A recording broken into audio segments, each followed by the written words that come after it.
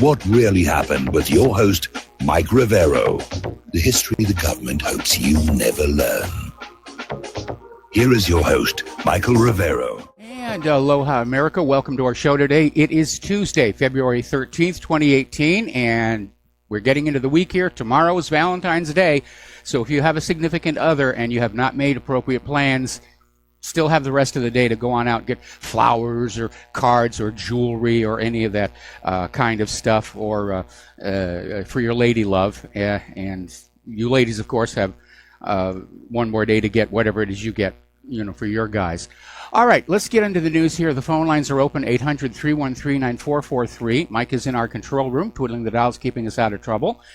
And let's just get on into it. This morning, the heads of various intelligence agencies were testifying before Congress, and they were just hammering this idea that Russia is going to interfere with the November election. They're just trying to hard sell that as hard as they can. And let's face it, it's hypocritical for the United States intelligence agencies to scream about meddling in elections, given their long history of doing exactly the same thing to other countries around the world. But they're out there to demonize Russia, and Russia's bad. And I think what's going on is really very simple. The Democrats want to take Congress this November, and they're in trouble. There are all these scandals that are coming on out. They're still carrying the stink, if you will, of Hillary Clinton, and they're broke. The party is broke. And I don't expect the Clintons are going to dip into their wealth to help them on out. So I think what's going to happen is, if the Democrats don't succeed in taking Congress this November, they're going to scream, Russia stole the election from us again, and they'll just try and contest all the elections. It'll drag it into court and just drag it on out. But again, Russia, there's no evidence to support any of this. It's just more liberal whining because they don't get what they want to get. Now, apparently, Judicial Watch has caught the FBI red-handed, hiding Clinton and Lynch tarmac records, and now there is confirmation the FBI also withheld Strzok Paige texts that talked about the meeting as well. So there's a cover-up going on. The FBI and the Department of Justice are hiding something. And these Paige Strzok messages about the tarmac meeting were the subject of a Freedom of Information Act lawsuit, and they've not been turned over. So again, definite signs of a cover-up. Bit by bit, it's coming on out. And if the Republican strategists are smart, as frustrating as it's going to be waiting for month after month after month, they're going to drag this all the way into November. And the big revelations will come then. And the Democrats will not have a chance of taking Congress, which is why I think they're getting ready preemptively to say, oh, it's all Russia's fault that we're not in charge of the Congress. Now, Judicial Watch President Tom Fitton is out there saying that the Central Intelligence Agency laundered this Clinton DNC dossier into the White House intelligence briefing. Remember what I talked about, data laundering, propaganda laundering? And this dossier was being passed around, and apparently it was an open secret that ultimately was all paid for by the Hillary Clinton campaign, but they still ran with it. And as a result, Devin Nunes is planning to investigate former CIA Director John Brennan and other Obama officials for their role in promoting this flat-out lie. And as a matter of fact, Brennan may have perjured himself when he testified under oath about the dossier. So it is moving forward, slowly, but it is moving. Now, story coming out of the Gateway Pundit is saying that a former Secret Service agent is confirming John Brennan is in a world of trouble over his dossier testimony. And apparently, this was on Fox News, the Fox and Friend program. And basically, back in August of 2016, Brennan was aware of the dossier. But in May of 2017, under oath, he denied knowing who commissioned it. So that's perjury, lying under oath. So yeah, he's in trouble. And Mr. Brennan, piece of advice, don't go canoeing. Now, the White House is out there saying it wasn't just Brennan that was leaking all this anti-Trump intel, but also John McCain. And we know that John McCain was part of the pipeline that carried that dossier over to the FBI. So it's all starting to come on out. Another investigation is starting to look as to whether longtime Clinton associate Sidney Blumenthal was involved in the launch of this Russia collusion investigation, trying to get this whole thing going. They've been pushing that story ever since Trump won. Oh, it was Russia. Russia did all these bad things, and they're getting ready to do the same thing in November. All right, we're going to do a shout out now to our on-air affiliates who are just now rejoining our network. So bit by bit, this is all coming into focus, and people are starting to refer to it as FBI Gate, not Hillary Gate and Nunes Gate or any of the others.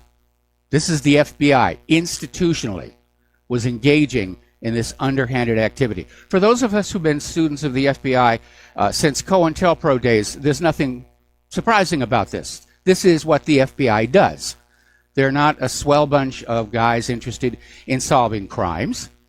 They're the U.S. equivalent of the Gestapo. They enforce the will of the rulers. Now, the other day we were talking about how Rachel Brand, she's the number 3 official at the Justice Department, and she's planning to step down after just 9 months on the job. And NBC is now reporting that the reason Brand is stepping down is because she's concerned that Rod Rosenstein may be fired and that she would be asked to take over the Russia investigation. And she doesn't want to have anything to do with it because she knows it's all a joke. It's a witch hunt, and she doesn't want to have anything to do with it. So that's why she's stepping down. Now, talking about the Schiff memo, and yes, Adam Schiff and the Democrats are making a big deal over the fact that the White House is not releasing this memo. And Adam Schiff set this up so that they could scream, cover up, cover up, cover up over at the White House. But apparently there are classified pieces of information inside the Schiff memo. Names are named, and basically the White House is saying this has to be rewritten in order to protect sources and methods. But there's another explanation, and apparently this is coming out of the Gateway Pundit, saying the reason that this memo is being blocked is that people at the FBI and Department of Justice are already under criminal investigation. People who are named in the Schiff memo. So they don't want to taint a potential jury pool, and that's another reason why they're withholding that memo. Another story that's coming out of this story, the Russiagate, if you will. This FBI informant, who's now being allowed to testify, is saying that Russians were openly bragging about how the Clintons had influence over all of the people who would have to sign off on the Uranium One deal. And that's what made her the go-to person. And the money just poured into the Clinton Foundation, and Russia got the access to the uranium, and that's pay for play, and that needs to be investigated and prosecuted. Now, here is something interesting. Again, the corporate media is just pushing Russia interfered with our elections. How dare they do that? Blah, blah, blah, blah, blah.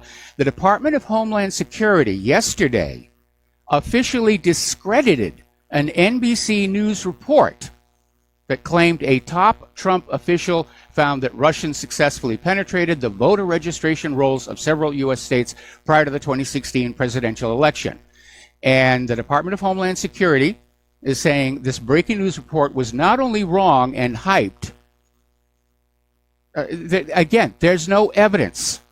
Now, we know that there was a lot of playing with the voter registration rolls in states, but it all tracks back to the liberal Democrats, to the Hillary campaign, to try and get people registered so that fake votes could be issued in their names. So let's get over to Anthony Weiner. Boy, this guy is a piece of work. apparently, before he got into trouble for sending pictures of his wiener to an underage girl, he was a regular customer of a sex worker, a call girl. And apparently when Huma Abedin was out of town, Anthony would have this lady come on over, something like 3 times a week. And so this sex worker, she's 30 years old, and she wants to basically be anonymous because she doesn't want to, her other clients to get spooked. But she's out there saying that Anthony Weiner just kept all those laptops open, just sitting out there where anybody could look at him while she was doing what she was doing with him. Now, talk about reckless disregard for security. So that's getting ugly. Let's turn to Susan Rice, because there's a bit of a storm starting to build up around here, and it has to do with an email that Susan Rice sent to herself on Donald Trump's inauguration day. And she wrote the email to herself, supposedly on her last day in office, to document a January 5th Oval Office meeting between Obama, James Comey, former Deputy Attorney General Sally Yates, regarding the spy operation on Donald Trump. And in this memo, Susan Rice makes the claim that Obama said this all has to be done by the book. And of course, we know it wasn't done by the book. And this has led a lot of people to basically question what's going on here. And Senate Judiciary Chairman Chuck Grassley is out there saying this memo doesn't make sense. Susan Rice was not in the habit of sending emails to herself to document things.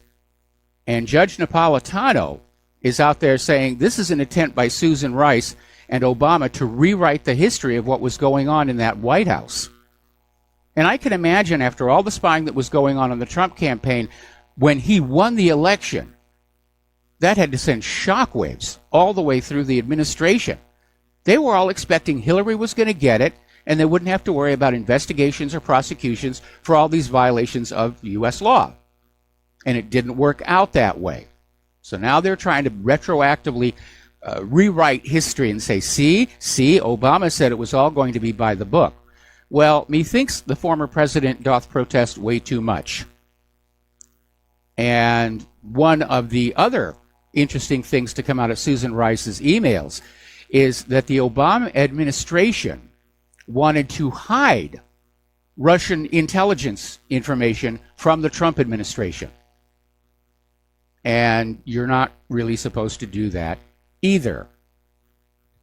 Now, a lot of information is starting to come on out, and there's an article over here in the Gateway Pundit that is saying they think they've identified the deep throat of this Obamagate story. Now, for those of you who don't know what I'm talking about, during the Watergate investigation, Woodward and Bernstein had a deep cover source way inside the government. They would meet in this underground parking garage, and the informant's code name was Deep Throat, which was a name from a rather popular porn film of the time. And so that's what they mean by Deep Throat, the deep inside source. And according to this article, the former head of counterintelligence for the FBI, Bill Priestap, may be the one who is starting to leak information to the investigators. And we're hearing that there are a lot of people inside the FBI who were not at all happy with what's going on, and they're starting to provide information as well. They're not going to be able to keep the lid on this. People are just really, really angry. Story coming out of naturalnews.com, basically commenting on something I'm sure you've already noticed. The corporate media is not covering FBI Gate or the FISA corruption scandal or any of this stuff. They're out there pushing Russia collusion, Russia collusion, Russia collusion. And they're trying to push it like it's a new story. Breaking news, Russia has been colluding with something. And it's a hard sell. You can tell from the way everybody's pushing this, it is a hard sell.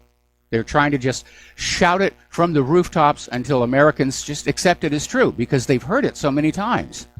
It simply must be true. Look at all these people on TV who are saying it. Now, remember how many people on TV were saying Saddam had nuclear weapons? Now, yet another one of the investigators on Robert Mueller's team has been exposed as being a hardcore liberal and a major Democratic donor. And again, Mueller's team is loaded up with Trump haters. It's not objective, it's not unbiased, it's not professional, it's just a gang of people who want to get Trump any way that they can. Now, interestingly enough, this is over in the Washington Examiner, according to Byron York, former FBI Director James Comey told Congress that the FBI didn't think Michael Flynn had lied. And as you know, they've now delayed sentencing, and Flynn's lawyers are filing to have the charges simply dropped.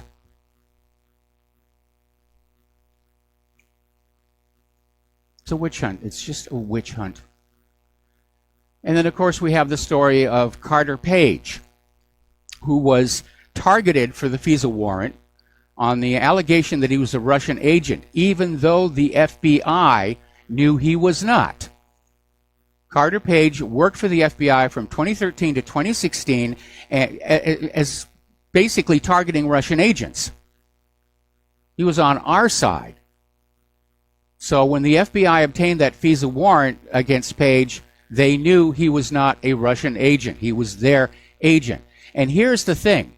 Even though they only had the FISA warrant on Carter Paige, it allowed them to quasi-legally spy on pretty much everybody in the Trump campaign and then the Trump administration. This is the Democrats' Watergate. Now, as you know, there seems to be a war on white people in this country. And according to this article that we posted to whatreallyhappened.com, apparently 21 Democrats are openly saying they don't like white people. And the reason that was discovered has to go back to a guy named Louis Farrakhan.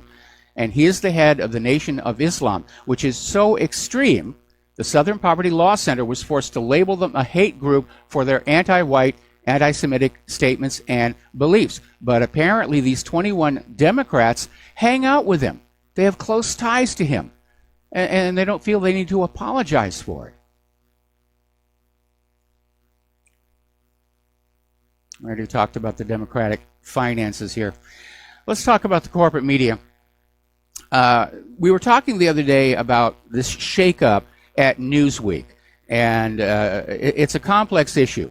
Originally, it was reported that these top managers were fired for writing articles critical of their parent organization. Apparently, there's also an investigation into Newsweek by the district attorney for Manhattan. Now it's come on out that Newsweek was running Monsanto propaganda and claiming it was news. And that basically was a hit on Newsweek's credibility when it came on out, and that appears to be a major reason these top executives were fired. Because they were just taking Monsanto's money and putting out Monsanto's propaganda, and that's not what Newsweek's public image is supposed to be about.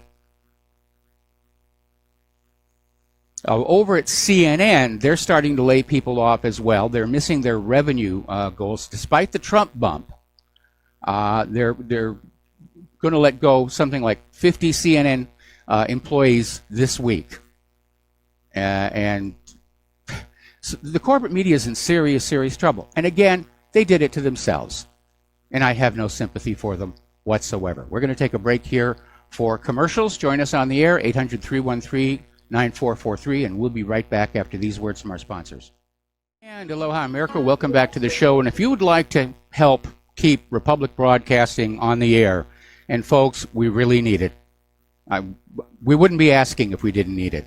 The postal address to send a check or money order is Republic Broadcasting Network, 2251 Double Creek Drive, number 302, Round Rock, Texas 78664. The phone number, if you want to call and pledge to be a recurring subscriber, is 800-724-2719, extension 03. And let's start taking some phone calls. Dustin in New Jersey, aloha. Welcome to the show. What's on your mind? And you have enough baby powder, right? So you don't need it in any envelopes there. Oh, yeah. Hey, Mike, did that come from Fort Detrick also? Probably. I mean, Mike, I want to talk about Michelle Obama's painting. Yes. It's not only a horrible painting, but the person who painted it has, like, white people's heads. Black women's holding white people's heads. I mean, they're such haters. And I voted for Obama, but they're just such haters. And the more the media, which a lot of them are white, hate white people, they're making people, bringing people to the point of just, like, super violence. You know, like, it's just like a cult. You know, it's crazy, man. Like, who could have a painting of holding a white person? It's like Kathy Griffin holding Trump's head. Well, the artist. I bet you there was no outrage on the media. The artist has now come on out and said that basically this was an homage to the then prevalent "Kill Whitey" meme that was all over the country at the time. I disagree. I think it's a tasteless painting, and I got to be very honest. I don't think he's a very good artist. Yeah, it's pretty crummy. Obama's painting was painted, I believe, by somebody else, right? Yeah, and that one's not too bad. But the one about Michelle Obama, it doesn't even look like her. Yeah, it just wasn't very nice looking. No. You know, I think he was trying to throw a little Obama hope and change into that kind of a color scheme pattern there, but it just doesn't look nice. No. You know, but well, I want to talk about something more important than Michelle Obama and that group. Okay. Mike, when do you think Putin's going to start pulling that, like dropping the hammer? Like 100 mercenaries get killed, Cossacks, right? Now a T-72 tank got knocked out. Yes. By the U.S. Now Putin's got to answer to a lot of people in the military-industrial complex in Russia. And they got John McCain's and Lindsey Graham's also on their side. The hardliners. So I think if he's a moderate. So if there's one more incident, he's going to have to send some long-range bombers. And I'd say shoot some caliber cruise missiles into the oil refinery and hit the training camps. That's what they are. They're training camps, Mike. You know, well, I understand. You know, and remember, they're there legally.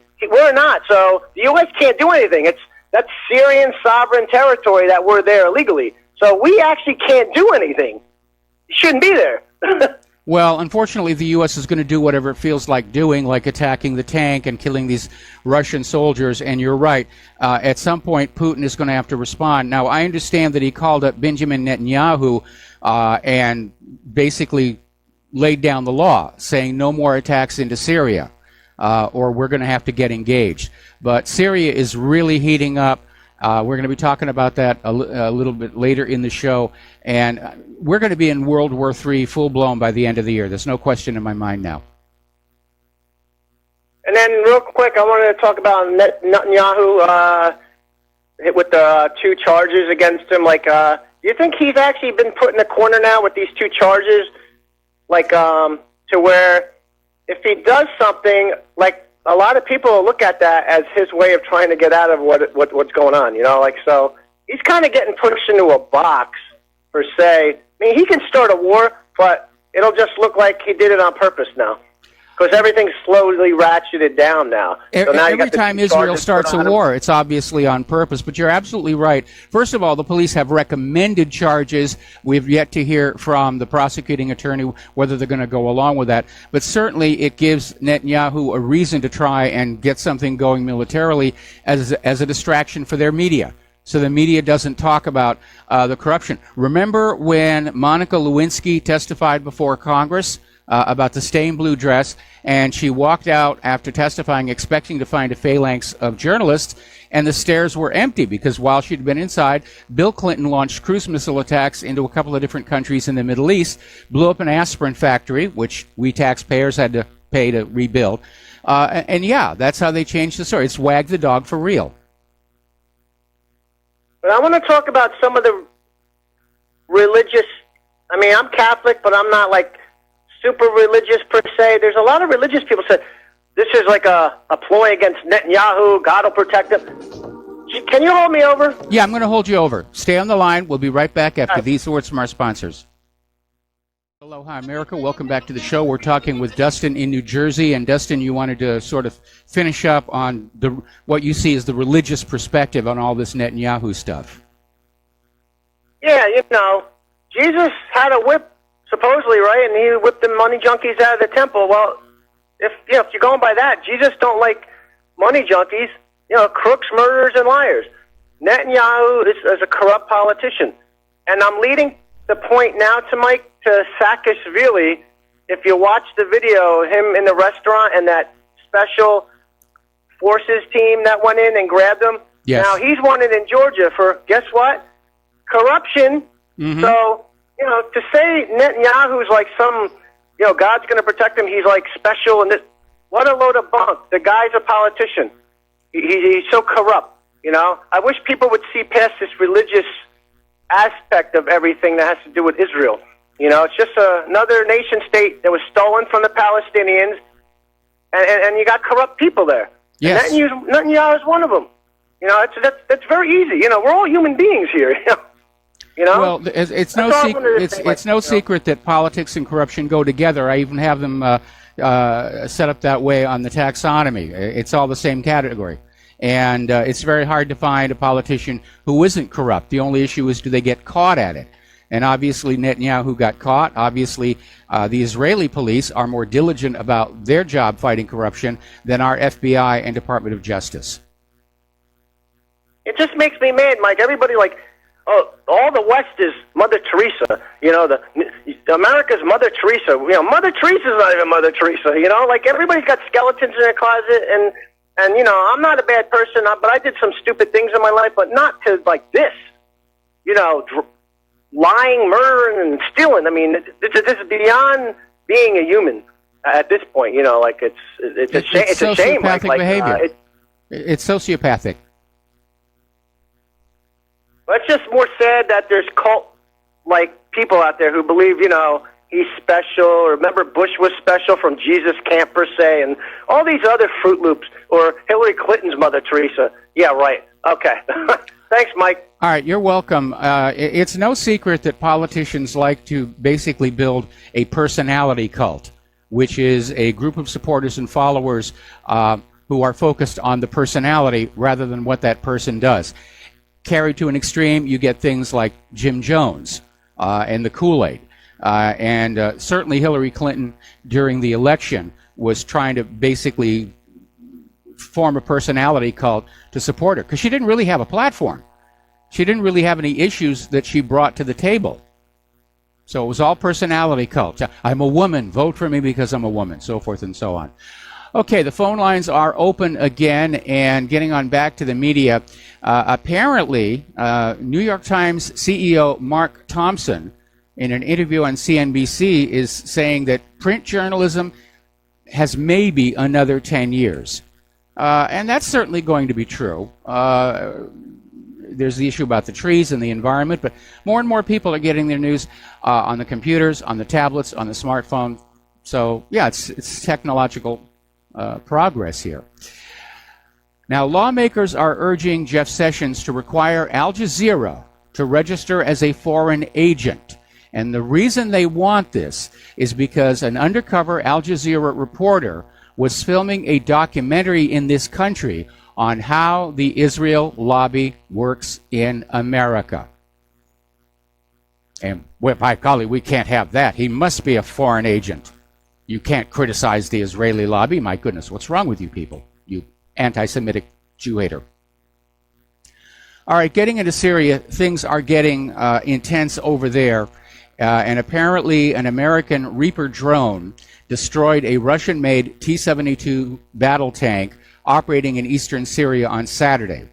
And, of course, the usual excuse here is we had to do it in self-defense. And this strike is the second by the U.S. against pro-regime forces since last Wednesday. And Dustin is right. At some point, Putin's going to have to act. And I know he doesn't want to. Nobody wants a world war except the military-industrial complex and the war junkies like John McCain. He loves watching war. He's too old to be drafted, of course, so he doesn't have to worry about actually having to be in it. You send off these young people here. Maybe that's why they've allowed all these illegal immigrants into the country. They're going to put them in uniforms, hand them a rifle, and send them over to invade these other countries. And I'm going to tell you right now, it's not going to be an effective fighting force because they don't have an emotional connection to the United States of America.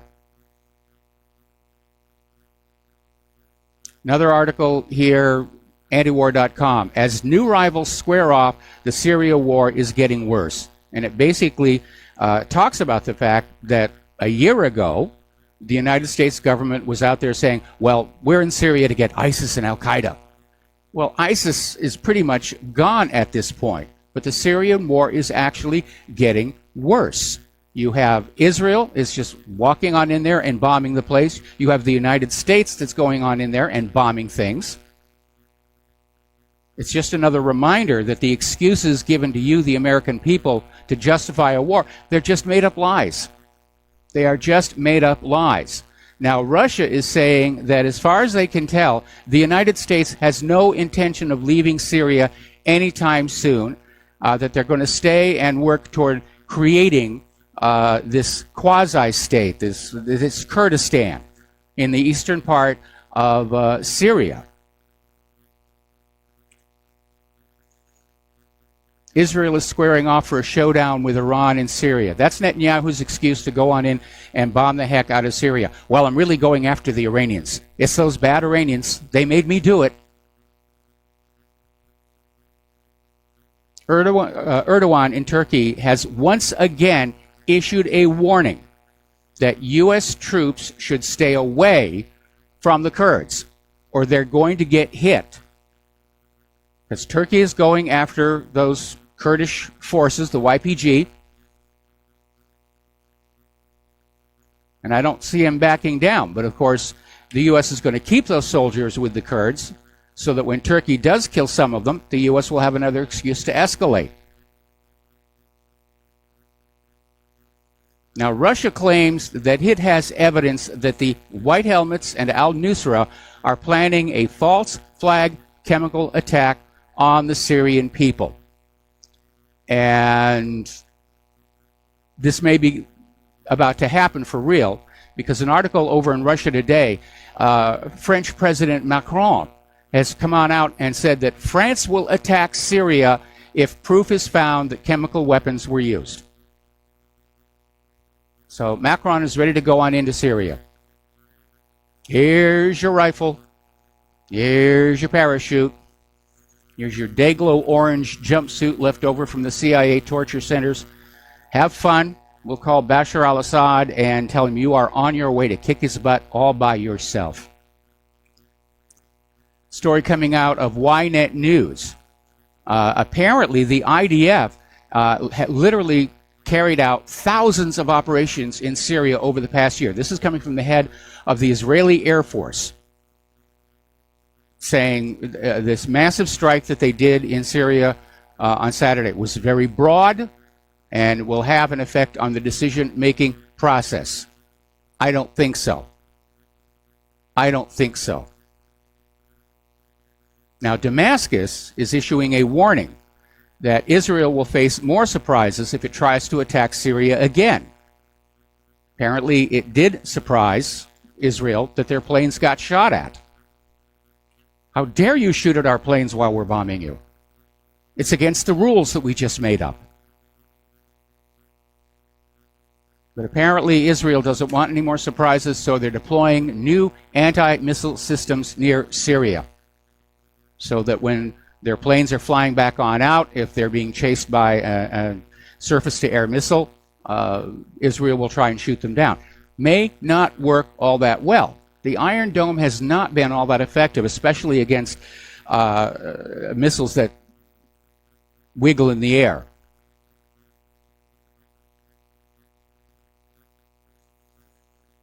Meanwhile, one of the leaders of Al-Qaeda, former leader of Syria's Al-Qaeda branch, is commending Israel for attacking Syria. Thinks it's a really, really good thing. Yeah, we're going to have a Mideast war, if not a world war, very, very, very soon. Now, the other day, in fact, it was last week, we were talking about this story where apparently a U.S. strike into Syria killed some Russians. And that's a very serious matter. Well, apparently it's a lot worse. There's a story in the Express. U.S.-led strikes kill 100 Russians in the first armed conflict between the nations since the Vietnam War.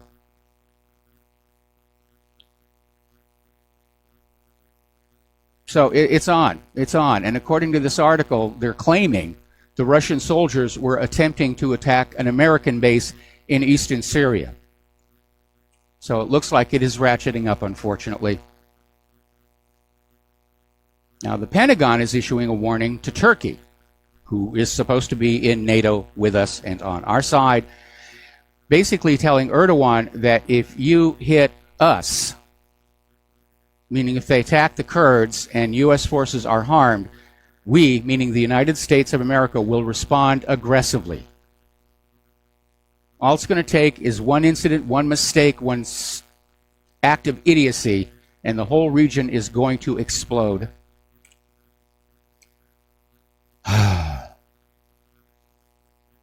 Now, turning to Ukraine, as you know, Europe has been making noises about possibly arming Ukraine to allow Poroshenko to recapture the eastern breakaway republics. Lavrov is now hinting that if Europe does that, if Europe does start sending weapons to Poroshenko, Russia will arm the other side in Donbass. So that's cranking up as well. We always have to be very careful about propaganda. And sometimes the propagandists get outed. And this is a good case of this. The Netherlands foreign minister came out with a statement saying that Putin had a plan for a greater Russia, that he wanted to basically recapture control of all the Russian republics and bring it to the same strength as the former Soviet Union. And of course, it was very provocative, along with Russia colluded with Donald Trump, and Russia's meddling with the elections, and Russia leaves their keys in the car, and Russia passes wind in the elevators, and everything else they're saying about them. It turned out it was a complete lie, and he finally admitted it was a lie, and now he's had to resign. But every time you hear any of this stuff bashing Russia, just remember we heard exactly the same thing about every other country the U.S. wanted to invade. Iraq has nuclear weapons. Assad is using sarin gas. And on and on and on. How many times do you have to be lied to and tricked into war until you stand up and say, I'm being lied to by this government and I'm being tricked into another war and I refuse to go along with it? British troops are being deployed to Estonia to deter Russia. Have you noticed that everybody is moving troops to the Russian border, except for Russia? Russia's not parking their troops and armaments around the EU. They're just trying to mind their own business. Meanwhile, apparently there's been a record number of U.S. spy planes recorded near Russia's borders.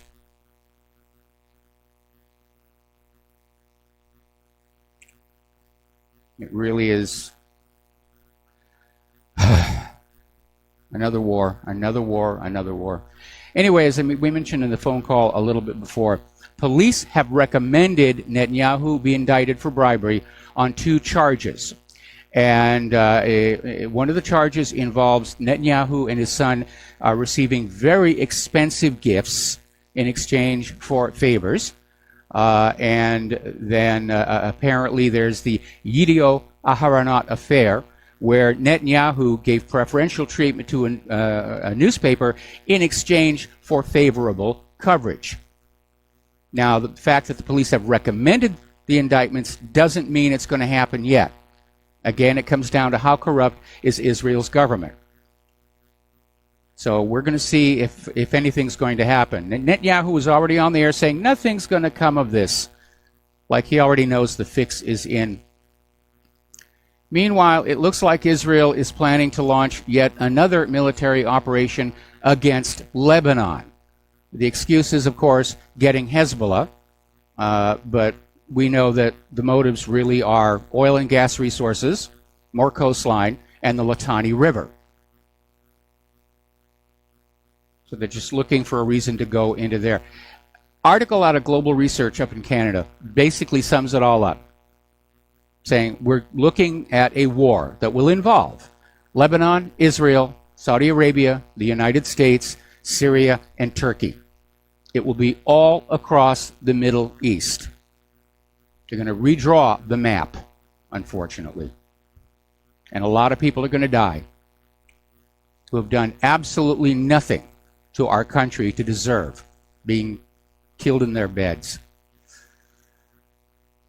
Another story coming out of Middle East Monitor. Apparently the Palestinian Prisoners Club, which it isn't really a club, it's kind of a monitoring group. They just call themselves club, have determined that 60% of the Palestinian children arrested by Israel are subject to torture. 60%. Israel is a nation that tortures people. Of course, then so is the United States. Down in Yemen, Saudi Arabia is continuing to use cluster bombs that are killing kids. They're dropping these cluster bombs on residential areas. And the submunitions, if they don't explode immediately, kids pick them up. Remember when we were going into Iraq, Cynthia McKinney pointed out that the coloring and lettering on the submunition was an exact match for the coloring and lettering on the emergency food packets that were being dropped. And so little kids were walking around thinking this was a food package. They'd pick it up, they'd lose a hand.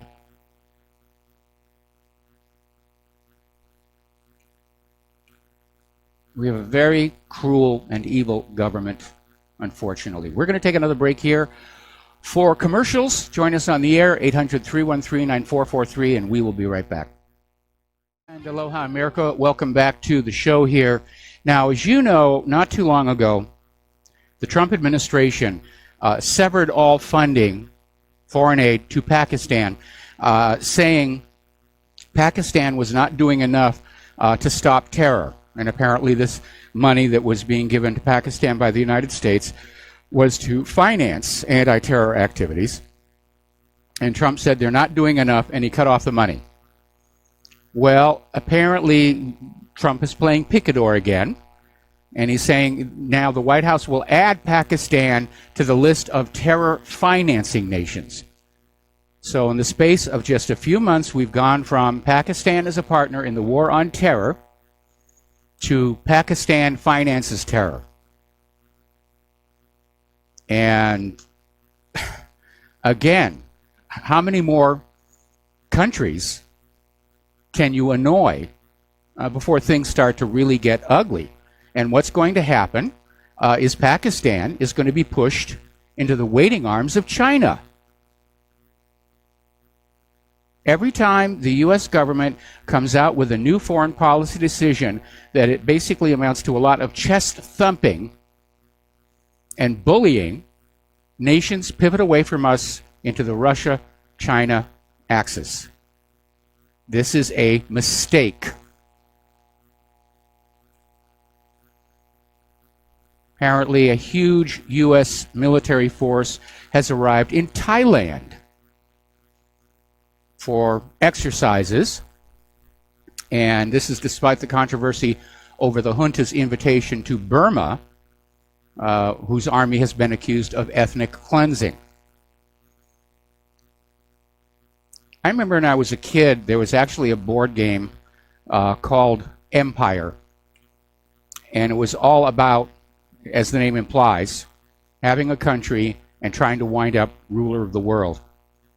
It almost feels like that game. You just get a sense of the pieces being moved around on the board, getting everything ready to go here.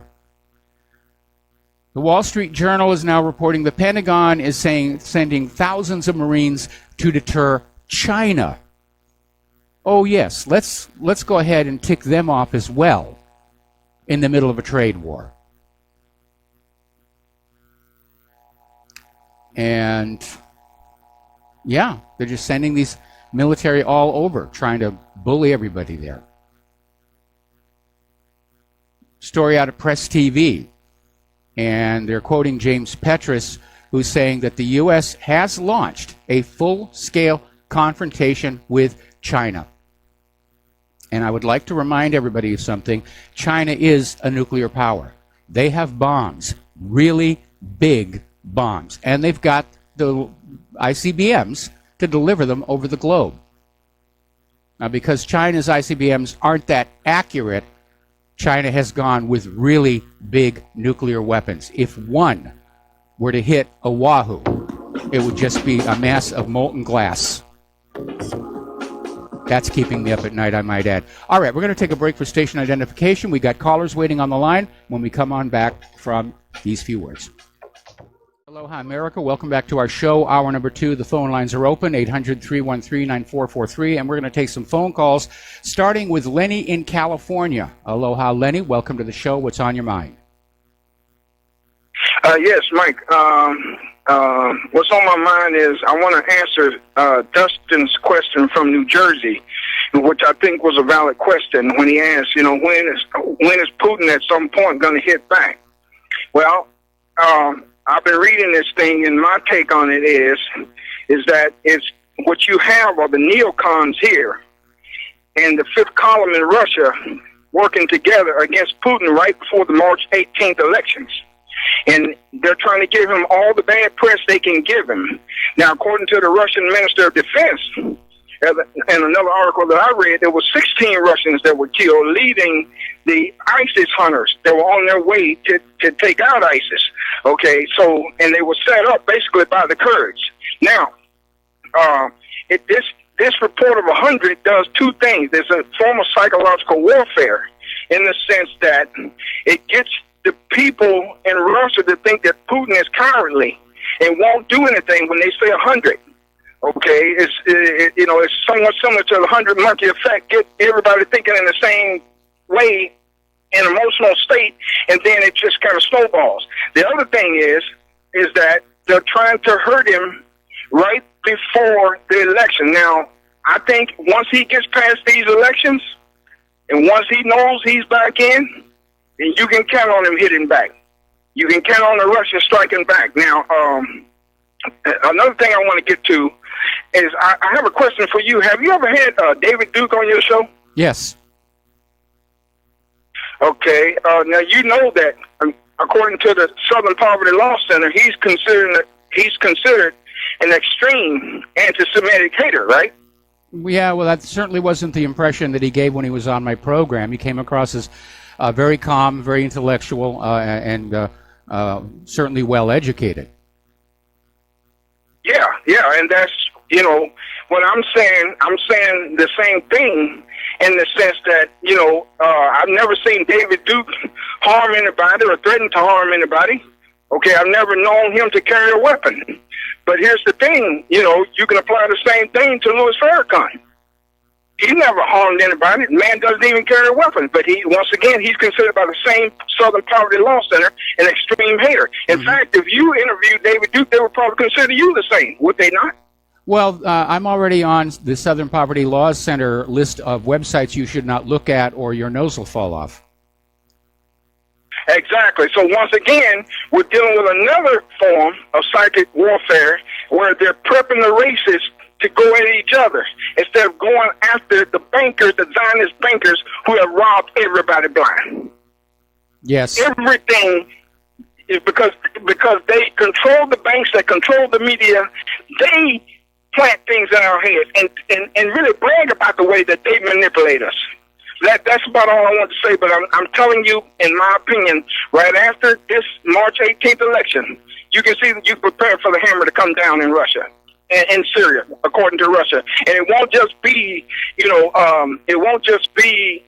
Turkey and Syria against United States and Israel and whoever else trying to get their shots in against Syria while Syria is fighting 2 and 3 enemies at the same time. It's going to be Iran. It's going to be Iraq. It's going to be Lebanon and Hezbollah. You can prepare for all hell to break loose over there. But that's about all I want to say. Thank you. All right, you're very welcome. I don't know that it's going to last till the Russian election. And, of course, you're assuming that Putin is going to win, which in an honest election, there's no question he would win re-election. But we're already seeing indications that the U.S. wants to go on in and meddle with the Russian election. And they've had all these NGOs in Russia trying to whip up discontent, trying to basically cause all kinds of domestic problems for Putin to have to deal with. All right, we're going to switch over now to Jim in Chicago. Aloha. Welcome to the show. What's on your mind? Oh, Michael, a couple of things. When you're talking about the upcoming war, and I do believe that it's coming, this might explain why Donald Trump increased his defense budget and also increased money going to Israel. And unfortunately, it's going to hurt the middle class because if you read his proposal yesterday, he's cutting left and right when it comes to social programs, yes, student funding, and things like that. The war is bankrupting the nation, just like happened in the Soviet Union. Right. It's basically a carbon copy, and I see this economy, failing pretty soon. And if we go to war, the stock market is going to crash. Well, some of the stocks are going to definitely go down, but anything related to the military, those stocks are going to go right through the roof. Well, you're right about that, yeah. To change the subject, now, don't take this the wrong way. What do you think about wife beaters in the White House? I think they're trying to basically distract us from what's going on with the FISA memo and all the other corruption, and that's why they're trying to make this big stink about wife beaters in the White House. It feels like it's a distraction to me, and these days with all this Me Too nonsense, it's very easy to get a woman to say, oh yes, I guess that was abuse that he did to me. Again, it's not something that should be newsworthy, other than that the corporate media is desperate to not have to report on what's coming out of these congressional committees. I would agree with you, even though it does appear that the guy was guilty because one of the pictures of his ex-wife with a black eye. Yeah, it may have happened. There are abusive people. I remember we used to have we still have her. He passed away. We have a neighbor where he was slapping her around, and we tried to call the police a couple of times, and it's a terrible thing to do. Obviously, right. Claire and I don't have that issue, but it is a terrible thing to have happen. But in this case, it's being used as a distraction. It's being used by the media so they don't have to report on what's going on with these congressional investigations. Because let's be brutally honest, if you don't know these people personally, it's not really news. It doesn't impact your life. But all of this corruption, Uranium One, and all of that affects us all, and that's where the focus should be. And the sad thing about it, though, the American public is not being helped. It's like, what Trump said during his campaign, I don't see any of those things really coming true. I'm afraid you're right. Trump has been a tremendous disappointment, but again, things would have been worse under Hillary. And it underscores the tragedy that every 4 years we have to pick the lesser of two evils. And the lesser of two evils is still evil, and it's a stupid way to run a country. Right. All right. Well, Michael, you take care. I will. Thank you very much for the phone call. And we're going to do a... But in this case, it's being used as a distraction. It's being used by the media so they don't have to report on what's going on with these congressional investigations. Because Okay, there we are. Little technical glitch there. We're going to do a shout out now to our on-air affiliates who are just now rejoining our network. And the U.S. Is getting ready to deploy 37 more missile defense systems around Russia. We were talking about the Aegis Ashore system, which is basically the Aegis radars and the missiles, but without the ship. And it's a ground installation. We actually have one out on Kauai. And they want to get 37 of these basically surrounding Russia. And it's another indication that the U.S. really is preparing for war with Russia. So, and they're taking a huge gamble, a huge risk. And the problem is that Russia has developed nuclear warheads, MIRVs, reentry vehicles, that are maneuverable. And the United States ballistic missile defense system is based on a doctrine of a predictable incoming ballistic path, where you can track it on radar and you know where it will be in 30 seconds or so, and you arrange to have your rocket right in its path that 30 seconds down the road. But Russia's newest warheads, they maneuver. They dipsy-doodle, they corkscrew, they weave back and forth, and they're going to be just about impossible to hit. And one nuclear bomb can really mess up your landscaping. What really bothers me in the nuclear age is how many of these people in the high levels of the United States government think a nuclear war is winnable. And it really isn't. There's a movie, Denzel Washington's, called Crimson Tide, and it's about a ballistic missile submarine. And before they get into the action and adventure about do we launch or not launch, the Denzel Washington character is having a conversation with his commanding officer, played by Gene Hackman. And they're talking about von Clausewitz, who was a philosopher, politician. And Denzel Washington has this wonderful line that I think all of you ought to remember. And it's, in the nuclear age, the true enemy is war itself. And that's where we are right now. There are all these documentaries online about the aftermath of Hiroshima and Nagasaki. There are documentaries about the nuclear tests in the Pacific. And you need to look at the devastation. These are huge, gigantic, city-killing bombs that they're playing with.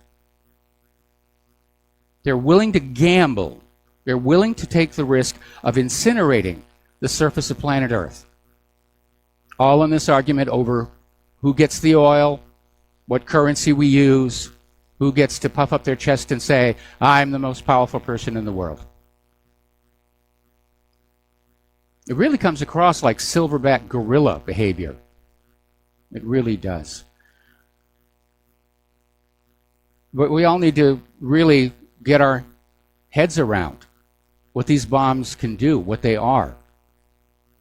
Because we all need to just start standing up and saying, this has gone on far enough. You are not going to risk my town, my city, my family, just to prove you're more butch than some other leader of some other country. Turning on down to South America, Venezuela is now very concerned about a possible U.S. invasion. Apparently, the U.S. military chief had a visit to Colombia to meet with their military leadership. And this was Admiral Kurt Tidd, the head of U.S. Southern Command. And Venezuela is very nervous. Now, the U.S. has been trying to regime change Venezuela going all the way back to Hugo Chavez. They actually got him out in a coup d'etat, but it lasted only a week. And Chavez's supporters put him on back in. But the U.S. really thinks it's going to solve its economic problems by conquering the rest of the world and either simply saying, you will forgive the debt that we owe you, or they'll just take the money and give it to the bankers.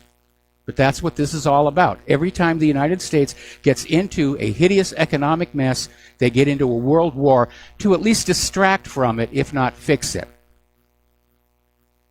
Once the war is underway and the economy crashes, they'll have something to blame it on. Oh, it's the war. It's those gosh darn Russians, those gosh darn Chinese. It's all their fault. We didn't do anything wrong. Go blame them. Maybe that little dipsy doodle the Dow did last week is the reason we're seeing this war movement accelerate. They don't dare let the economy crash without a major war, or we, the American people, are going to point the finger of blame at Wall Street and Washington, D.C. All right, so let's talk a little bit about the economic news. And that caller was absolutely right. Trump wants to overhaul America's safety net with major cuts to housing, food stamps, and health care. Apparently, he's going to be slashing Medicare. He wants to stop issuing food stamps and instead go to a food delivery service to the houses. Now, this I actually agree with, because we've all heard these stories about people who abused food stamps to get luxury items, if the storekeepers are willing to get alcohol and so forth. So I would be fully on board with food delivery packages. Might also create some jobs out there as well. But overall, we're seeing a continuation of this policy of all the money goes to the military, and there's little, precious little, left over for the rest of us. And as I mentioned before, this war spending, it will bankrupt America. Did you notice on Trump's new budget that the military got a much larger increase than non-military spending? And again, that's what happened to the Soviet Union. The Soviet Union just overspent on the military, and they collapsed. They ran out of money. It's basically what it came on down to. Do you realize that going back to the end of World War II, if the U.S. government had just decided to mind its own business and not spend all this money on foreign wars, we would be living in a nation with well-developed infrastructure, good schools, good hospitals, a booming manufacturing economy. But the more money that is spent on the military, the less there is to take care of this country. And you don't need me to tell you this. Just walk down the street of your local main street or your local city, and you can see the cracks in the pavement, corrosion on the metal fixtures, the homeless, the hungry, the retail vacancies. It's already happening. And they can rig up the stock market to make it look like there's a healthy economy, but it's not healthy. They can lie about the unemployment numbers. We know it's a lie. Everything is falling apart in this country, and all the government can think of doing is throwing more money at the military. And by the way, yes, the military is very wasteful.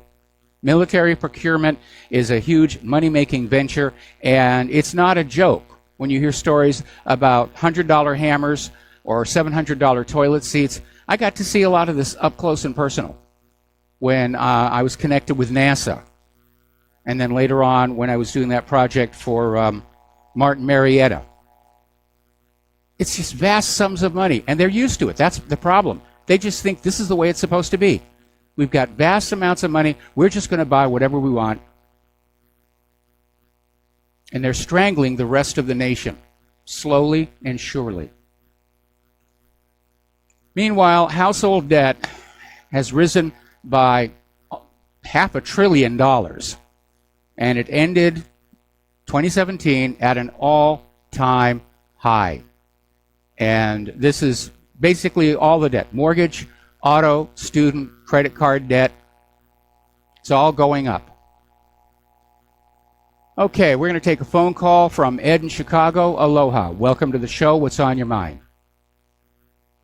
Hey, how you doing, Mike? I just wanted to point something. You're saying that all the money for the military, and I don't know if you know, but I heard this a couple weeks ago. The Marines they got a new contract with FNN up in Belgium to make for the new rifle that they're going to, give to all the Marines. Yes. And it's basically on the M16, and they're calling it something 27, T27 or something, but they're going to spend $2,000 per rifle, which is, so what I'm trying to say is they're spending all this money in the military, but look at all the waste and where's it going, for really, lining people's pockets. You know what I'm getting at? No, I know what you're getting at. I mean, there was that story where they misplaced a bunch of helicopters, didn't know where they'd gone. We know that the Pentagon has lost trillions and trillions of dollars they can't account for. Right, yeah. So, even though we're going to have a great military, but you could have it for probably 1/10 of what they're spending. You could have the same damn thing. These rotten, dirty bastards, excuse me. You know what I'm getting at? Yes. I can't. It's just, and plus, what we're getting today for the money is junk. You hear all these horror stories about the F-35, the F-22, the Zumwalt, the Littoral class ships. They're going to scrap those. They can't get them to work. Anyway, Ed, we got to take a commercial break. Don't hang up. I'm going to come right back to you after these few words. And aloha, America. Welcome back to the show. We're talking with Ed in Chicago, and we're talking about the waste at the Pentagon. And it's been an issue members of Congress have tried to raise over the years. But because the Pentagon has so much money, all they need to do is threaten a congressman, well, we're going to take our military contract to this other company in another state or district. And that generally gets Congress to just go along with it. They all want a piece of that action. They all want to be bringing military contracts to the companies that are in their district. And so it really is a corrupted system. Absolutely. And just think of that, the jobs that would be created if, they're going to buy rifles in Belgium. Excuse me, anybody that knows, $2,000 a pop. Anybody knows anything about these silly ARs know that you can put a fantastic one together for $500. Well, wait a minute, Ed. You have to understand something. The M16s or this Belgian rifle are designed to sustain rapid fire, and the AR-15s are not. And so the classic M16 is built out of heavy steel. And the action on it is also built to a much more rugged situation. So you can't really equate an M16 and an AR-15. I know they look alike. They're not the same weapon. And for all those people who are out there trying to figure out how to get your AR-15 to rapid fire, it's a good way to just wear it out and break it very quickly. I kind of have to disagree with you on that because you can put, not that nobody's making select fire weapons out here, but you can put it together as good as or better than what they're going to be buying. And I understand what you're saying about that. But one quick question. That song that you have on the break, you can't make it here anymore. Who's that by? Do you know? I don't remember off the top of my head, but if you go to WRH, actually that broke. I have to fix that. There's a I'll have to look it up for you. I had a website for the radio show, but I just discovered the other day it stopped working.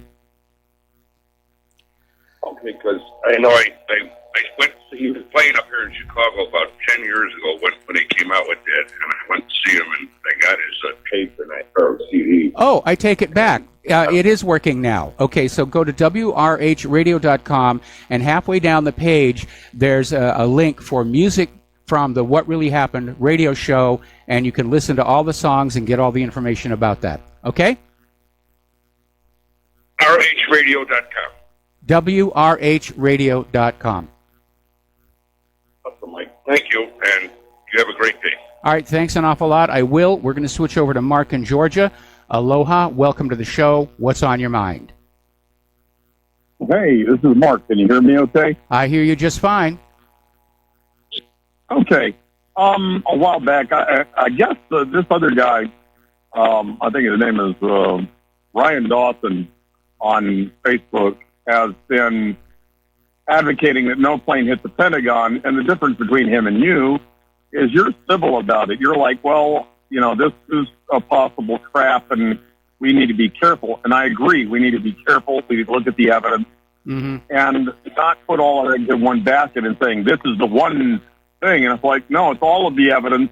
And Odo showed that the real terrorists are the people that lied to us. And he may agree with that, but I think you would agree that being insulting and basically saying, well, you're not very smart if you agree with this. I'm like, you don't debate the debate like that. And that's what I've been kind of annoyed with is this guy. It's like, look, you're free to believe whatever you want. Just don't be a sphincter about it, right? Yes. And, I agree. Absolutely. Now you've seen that there's these pictures that show the charred corpses and luggage and all like that. And the question I've asked is, okay, I see these various pictures. Where do you show the picture that shows that this is actually the Pentagon that this plane hit? Because the alternative account that I've heard, and I'm like, well, this makes sense to me, is that there was a plane that hit a building near the Pentagon, but that wasn't actually the Pentagon itself, that it was another building in the vicinity of the Pentagon that actually got hit. So I'm like, well, that's the thing is that, I appreciate your good example about how you're addressing this. Well, again, because your concern is we don't want to lose credibility on this, right? Again, think about Occam's razor. The simplest explanation is usually going to be the correct one. And everybody's saying, well, the government could have substituted something else at the Pentagon. Yeah, they could have. Why would they do it? There actually isn't a motive to not just go ahead and crash that plane into the Pentagon. They have to get rid of it anyway. And if they really crash that plane into the Pentagon, then all the evidence on the ground fits. And it doesn't make sense to risk exposure when it serves absolutely no purpose at all. Now, is it authenticated that all of these planes, because, it's one thing to have it reported, and it's another thing to have it substantiated, which is not documented means there's a body of evidence subject to scrutiny examination. Okay, well, Mark, I'm sorry to cut you off. We got to take another break for commercials, and we'll be right back after these few words. Hi, America. Welcome back to our show here. We're going to go right back to the telephones here. Glenn in California, aloha. Welcome to the show. What's on your mind? Aloha, Mike. I just wanted to clarify something really quickly. Ryan Dawson would have a heart attack if he heard someone said that about him. He calls those people that think there is no plane at the Pentagon the pentatards and has debated them I like throughout it. his career. Yeah, I was kind of wondering when Mark said that because my understanding of Ryan, I talk to him all the time on the show, is that, he's on board with there actually being a real plane. So I don't know what Mark was trying to do. Certainly the last part of his call appeared to be an attempt to kookify the discussion here, and we just have to smile indulgently and put up with this kind of nonsense. Yeah, I didn't know if he was mistaken or trolling, but whatever. I didn't want flames to fly, and I didn't want to have Ryan's name besmirched because he really puts a lot of energy into making sure that he just puts out the facts that are documentable. And, he really deserves credit for that. He's amazing. So yeah, he is. So I've known Ryan. That's all I have for it. I've known Ryan for a lot of years. We actually first connected. This was before he went to Japan. And it was all about the lost colony of Roanoke. And I've seen his brother on some of the educational channels talking about Roanoke and what happened there. But the Dawson brothers actually have a very credible theory that the people in the lost colony weren't really lost. They just intermarried with the Native Americans, and that was basically it. Yeah, his brother's a very sane researcher, just like he is. Yes. And he kookifies a lot of the mystery around that particular story, too. So I got to hand it to those guys. They're both awesome. They're right up there with you as far as I'm concerned. Well, thank you. That puts me in some very, very good company. Okay. All right, that's all I have for you today, Mike. I hope you enjoy your day, and good luck with the car situation. Thank you very much. We're working on that right now. Thank you for the phone call. Okay, lines are open, 800-313-9443. Now, we were talking about the economy, and especially when we're looking at the possibility of an economic crash or worse, a war, there is something people need to be looking at. Over the last several decades, we have been encouraged to become more and more dependent on corporate supply chains for everything that we need, for our food, now water, medicine, and so forth. All of it relies on transportation, shipping, tractor-trailer trucks. Most everything is brought from a huge distance away because volume manufacturing or it's imported products. And if there is an economic crash or a war, this dependence on global shipping is going to be a big problem. And it's another reason why people ought to be thinking about prepping and being able to take care of yourself and your family for a prolonged period of time. Because things are going to start going wrong. And don't forget, during both world wars, there was severe rationing in the United States. And there were shortages of everything because it was all going to the war effort. All right, we're going to take another phone call here. Frank in North Carolina, aloha. Welcome to the show. What's on your mind? Hey, Mike, thanks for taking my call. Hey, listen, I don't know. I think you've got some bad information on firearms. I am a former Marine Corps rifleman, non-commissioned officer, fire team leader. I mean, I carried an M16 rifle, grenade launcher, all that, machine guns, and I've had a number of AR-based weapon systems, from the civilian market over the years, including Colts, Bushmasters. Actually, those are the only two that I've had are Colts and Bushmasters. But there is zero difference between the military weapon and the one that you buy at the store. At least, now there may be some cheaper versions. Yes. You know that when you buy them. But there is no difference. There's a difference in specifications such as barrel length, because the military version, say, of the M4 carbine, which is based off the AR-15, it's like an inch and a half shorter, the length of the barrel. But as far as, aside from the selector lever switch, which, like when I was in, we didn't have automatic. We had some, but we didn't use it. We used the semi-automatic. You had save, semi, or burst. Yes. But when you switch the selector switch to burst, it would, every time you pull the trigger, it would fire 3 rounds, and that was to save ammo because supposedly guys were burning off way too much ammo, and it was spray and pray, like in the jungles and stuff like that. But other than that, I've never been able to detect any difference in quality, accuracy, or anything else. Well, again, a lot of it has to do with the configuration of the gun, but my opinion about this is coming from the fact that the last time I was in a gun store looking at their AR-15s, I noticed that the upper receiver, were made out of cast aluminum, and that's just not going to be as durable as actual steel. Well, it's exactly what we had in the military. Exactly. Okay, all right, I stand corrected then. I stand corrected. It's just that you got to remember, Mike. Those are just little 5.56 millimeter rounds. They do a lot of damage, and they travel at 31, 32 feet per second. They do a lot of damage, and they're high powered as far as when that round comes out of the muzzle.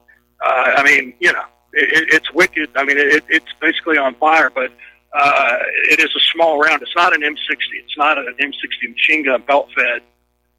Or even an M249, Saw split automatic weapon like I carried for a number of years that fires from a belt.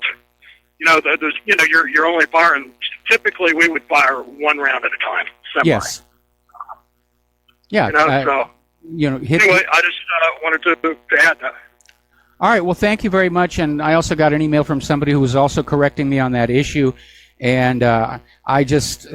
Again, It just seemed to me, because I've seen steel. Mike, there are lightweight, there are featherweight versions that you can buy, and I noticed some guys kind of think, well, hell, that sounds cool, but I would not get that. I don't know anything about them, and I don't know about their durability or anything.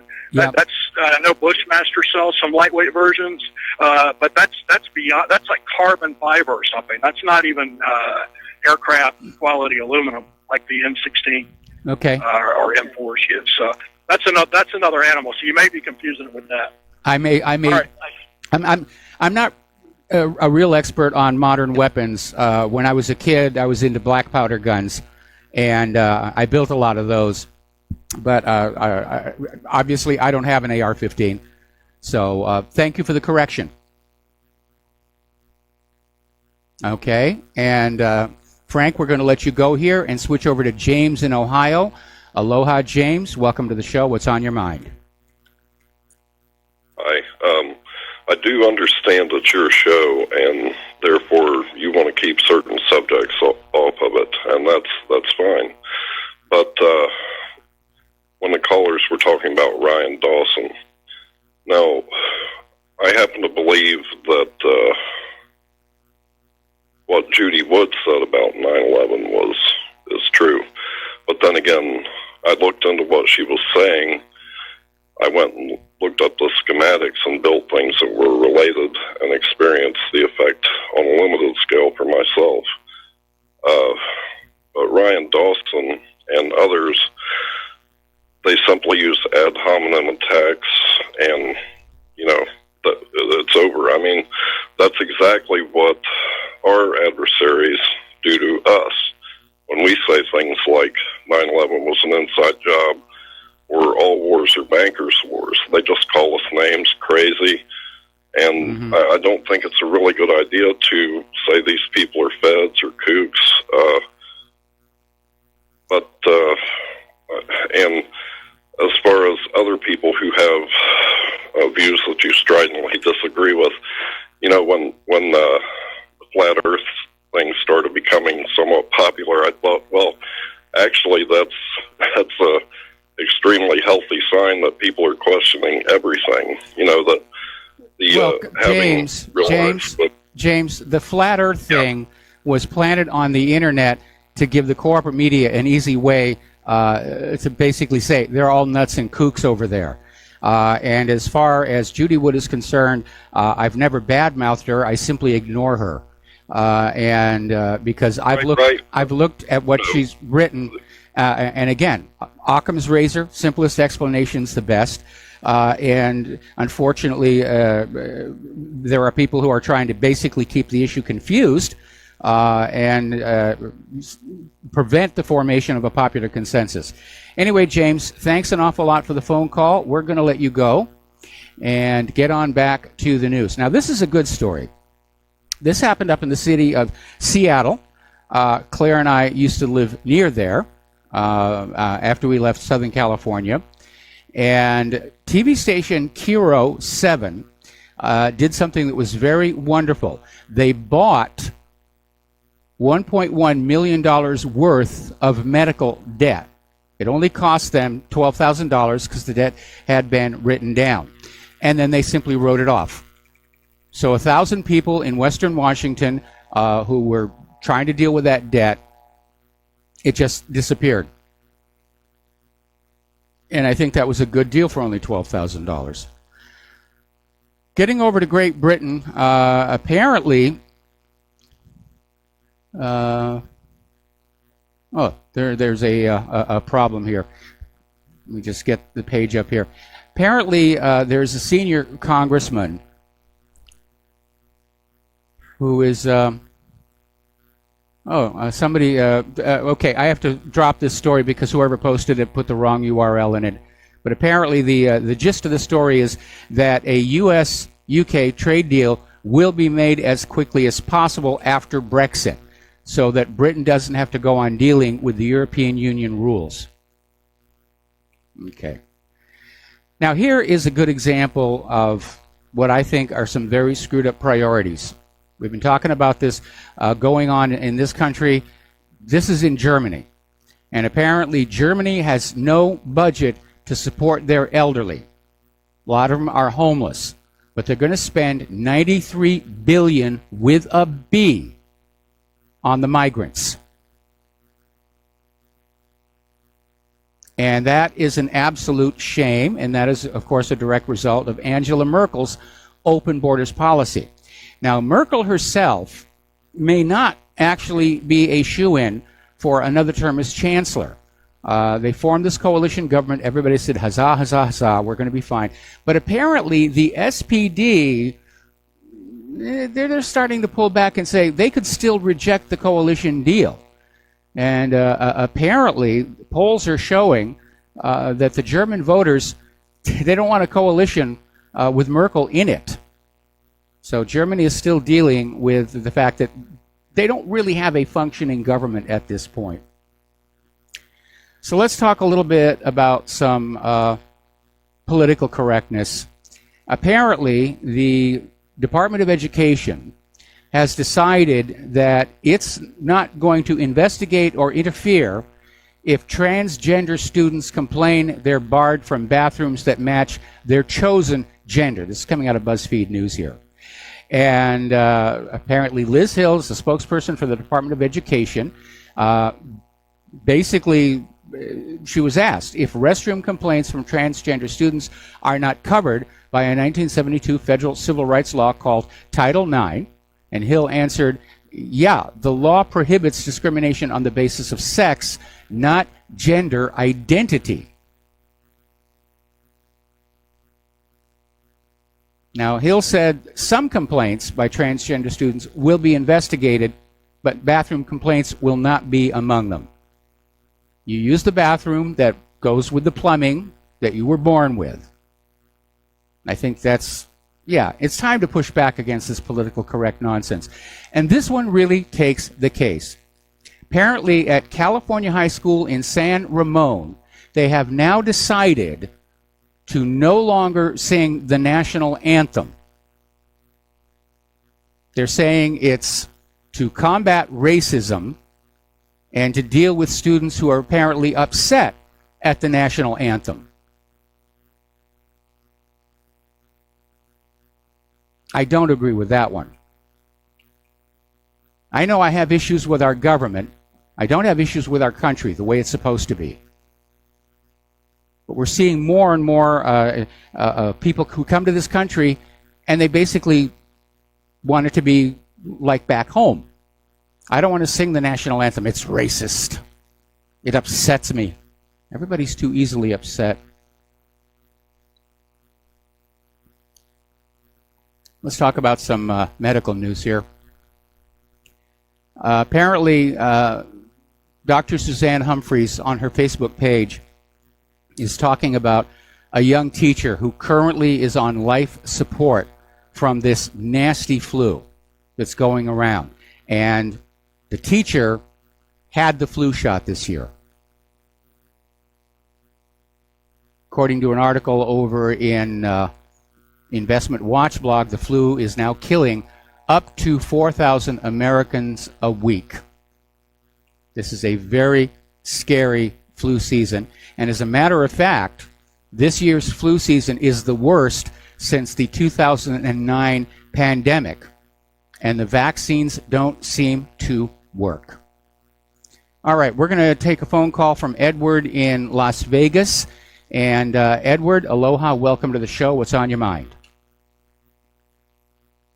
Wow, it's an honor to be on the show. I've been listening to you for, like 5 years, I think. Okay. I was wondering, you have your live stream on there and you have the YouTube Live.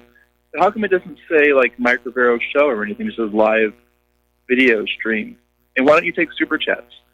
Well, to be very honest, when I'm doing the radio show, I can't look at what's going on the stream, and I actually got an email from somebody saying that apparently there's a whole bunch of trolls on the chat, so I'm probably going to disable that, just turn that off, because I don't want to deal with that.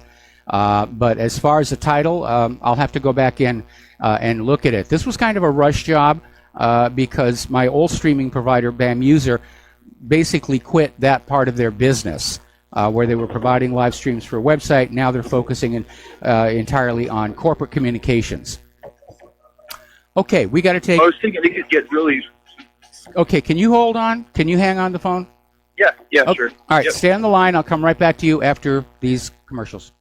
And aloha, America. Welcome back to our show. We're talking with Edward in Las Vegas. We're talking about video streams and chat.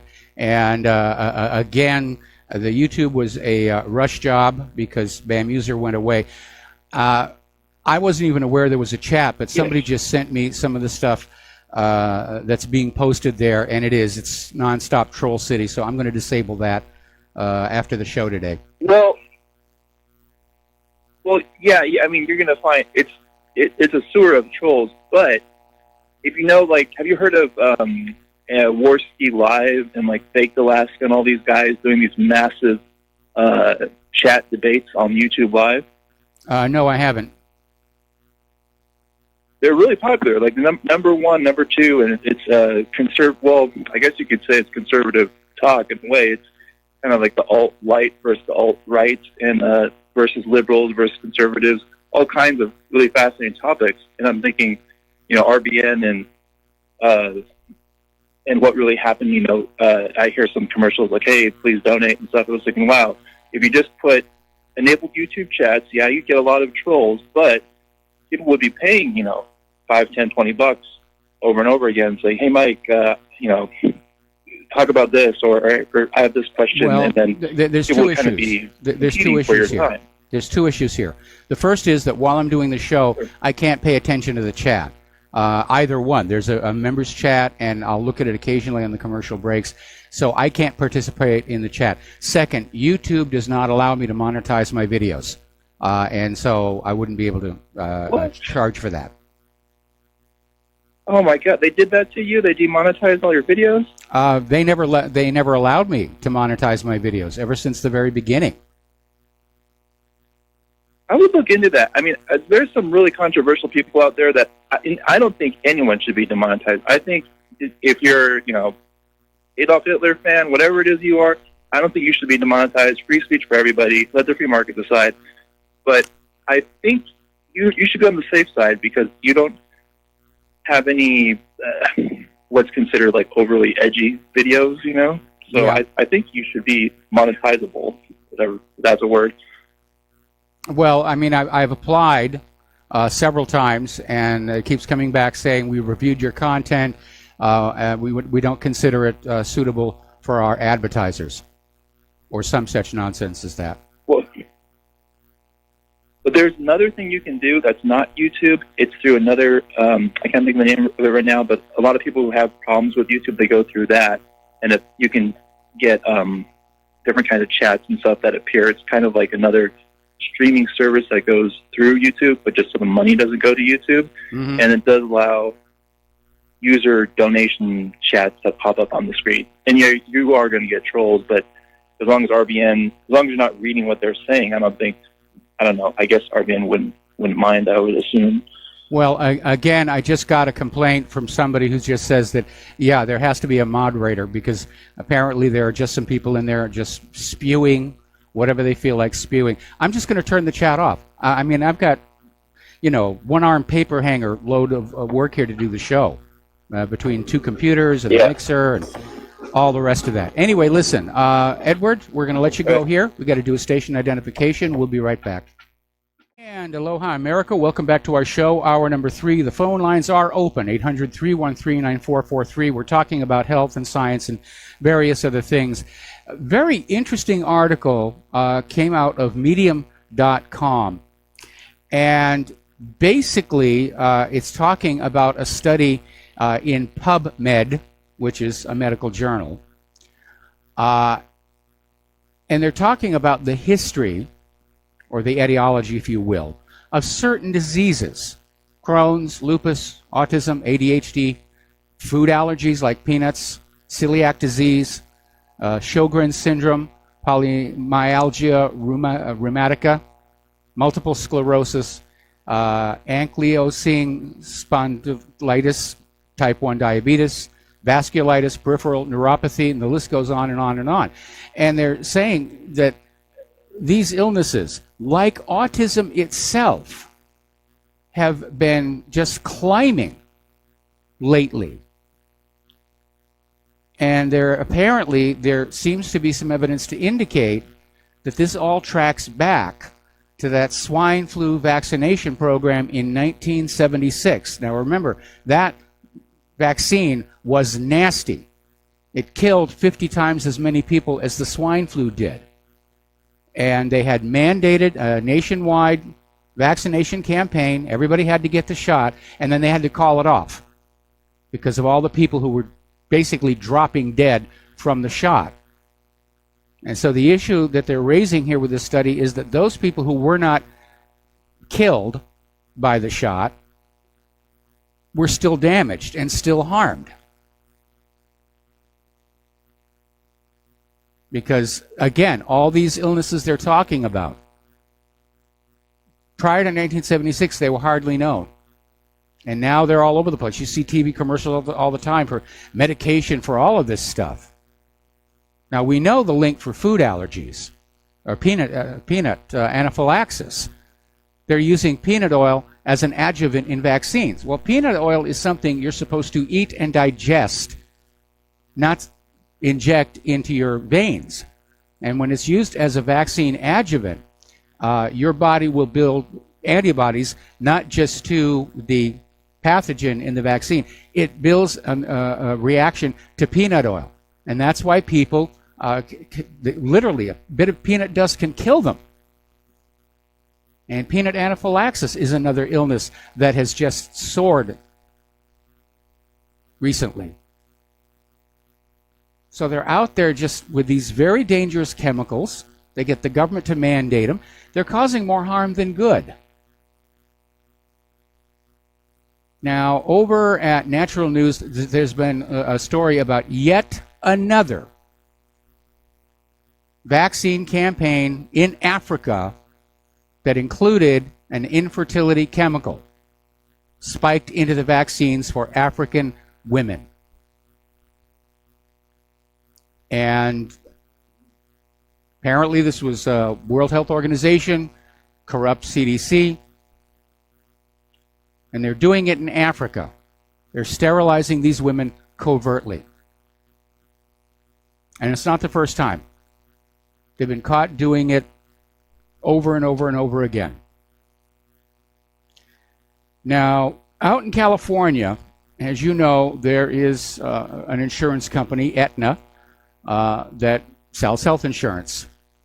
And apparently, a former medical director for the insurer, as part of a lawsuit, admitted under oath that he never looked at patients' records when deciding whether to approve or deny care.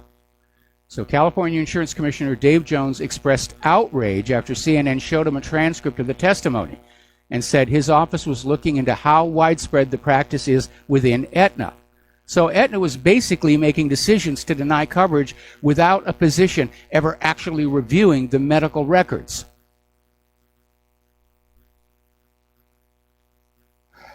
Now, Aetna is the third largest insurance provider with 23.1 million customers. Now, that's pretty sick. When a healthcare provider is denying coverage without looking at the medical records, they don't know if the care is really needed or not. They're just looking for ways to save money, boost profits here. It's pretty sick stuff. All right, let's get into the world of computers here. Now, as you know, ever since Facebook, Google, all these other social media platforms started imposing filters on the news, started censoring, people are starting to leave and go to the new up-and-coming social media companies. And Facebook lost 2.8 million U.S. users under the age of 25 last year, and it doesn't look like it's going to get any better this year. Young people want to look at everything that's out there and decide for themselves what's going on. So Facebook apparently has shot itself in the foot. We're going to do a shout out now to our on-air affiliates who are just now rejoining the network. Now, over at the Electronic Frontier Foundation, they've submitted a petition to the U.S. Copyright Office to keep copyright safe harbors safe. And what they mean by safe harbors is there are certain rules that allow you to excerpt copyrighted material. Obviously, you can't copy an entire movie and put it up on the web. But if you are doing news, if you're doing education, if you're commenting, you're allowed to excerpt from copyrighted work. Well, apparently, there is now a push in Congress to replace the safe harbors with a mandatory filtering law, meaning all websites would have to make sure that there was no copyrighted material appearing on their website. Obviously, for my website, that would be pretty much, every comment. Even the headlines are copyrighted. And I think this is the latest blow in corporate media's attack on the independent media. There's been another whoopsie over in the cryptocurrency market. Startup LoopX apparently has pulled a scam. They raised $4.5 million in their offering, and all of a sudden their website went away, their social media fingerprint deleted from Facebook, Twitter, YouTube, and Telegram accounts, and it looks like they vanished with all of their investors' money. So you got to be careful out there. Now, over at Salon.com, and they're the latest company to hop onto the cryptocurrency mining bandwagon. And apparently, Salon.com has updated its website to require users to disable their ad blockers for the right to read articles, or alternatively, allow their CPU power to mine cryptocurrency. Now, at least Salon is being honest and upfront about it. But I still think it's abusive. It's abusive behavior toward their readers. Out in California, the drought alarms are back on. They're talking about water restrictions, maybe even permanent rationing. And they're blaming it, of course, on human-caused global warming. But we know that the infrastructure in California, the water infrastructure, has decayed along with everything else that's being neglected while the wars are being funded. There are major cracks in the water mains underneath Los Angeles that are leaking tons of fresh drinking water into the soil. We know there are cracks in the aqueduct, but the real problem is the fact that the aqueduct and the water supply system of California was built a long time ago, and it has not been increased to deal with the growth in population, especially the illegal immigrants. That's why there's a water shortage in California, is all of these illegal immigrants and refugees, they're using water, they're cooking, they're drinking, they're washing, and the system just is not adequate to keep that water flowing.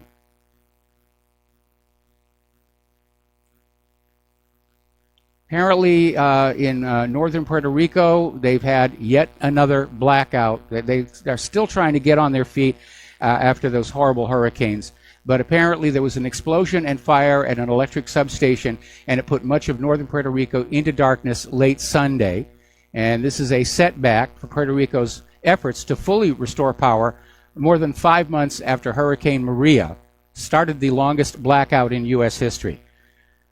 Now, here's where I have to scratch my head and say, surely, somewhere in the United States, there is a company that can get on down there and help them get their power back on, get the wiring restored. And like Haiti, it seems that Puerto Rico is not really getting the aid and assistance they need following this disaster. The other day we were talking about how, in fact, it was just yesterday, we were talking about how these earthquakes that have been off the coast of Japan all seem to be pointing at a submerged caldera. And scientists have discovered, they've gone on down to take a look, they're calling it the Kikai volcano. And apparently it is something like 6 miles wide. That's super volcano class. And Japanese scientists are saying an eruption could take place without warning and could kill as many as 100 million people and trigger a volcanic winter. Now, obviously, a super volcano explosion in Japan, we will feel that here in the form of a mega tsunami. So one more thing for us to worry about here. But it's 6 miles wide. Scientists believe it contains about 7.6 cubic miles of molten magma, and apparently the dome is growing. It's an active system. It's going to be very nervous there. Now, getting into the issue of human-caused global warming, as you know, the carbonazis like to talk about how Antarctica is melting. Antarctica is the touchstone for future climate, and the ice is melting. Not always. There was that ship that went down there, I think, 2 years ago, in the summer, I might add, to document Antarctica's melting ice, and they got stuck in the ice, much to their embarrassment. But it turns on out there is a huge heat source underneath Antarctica.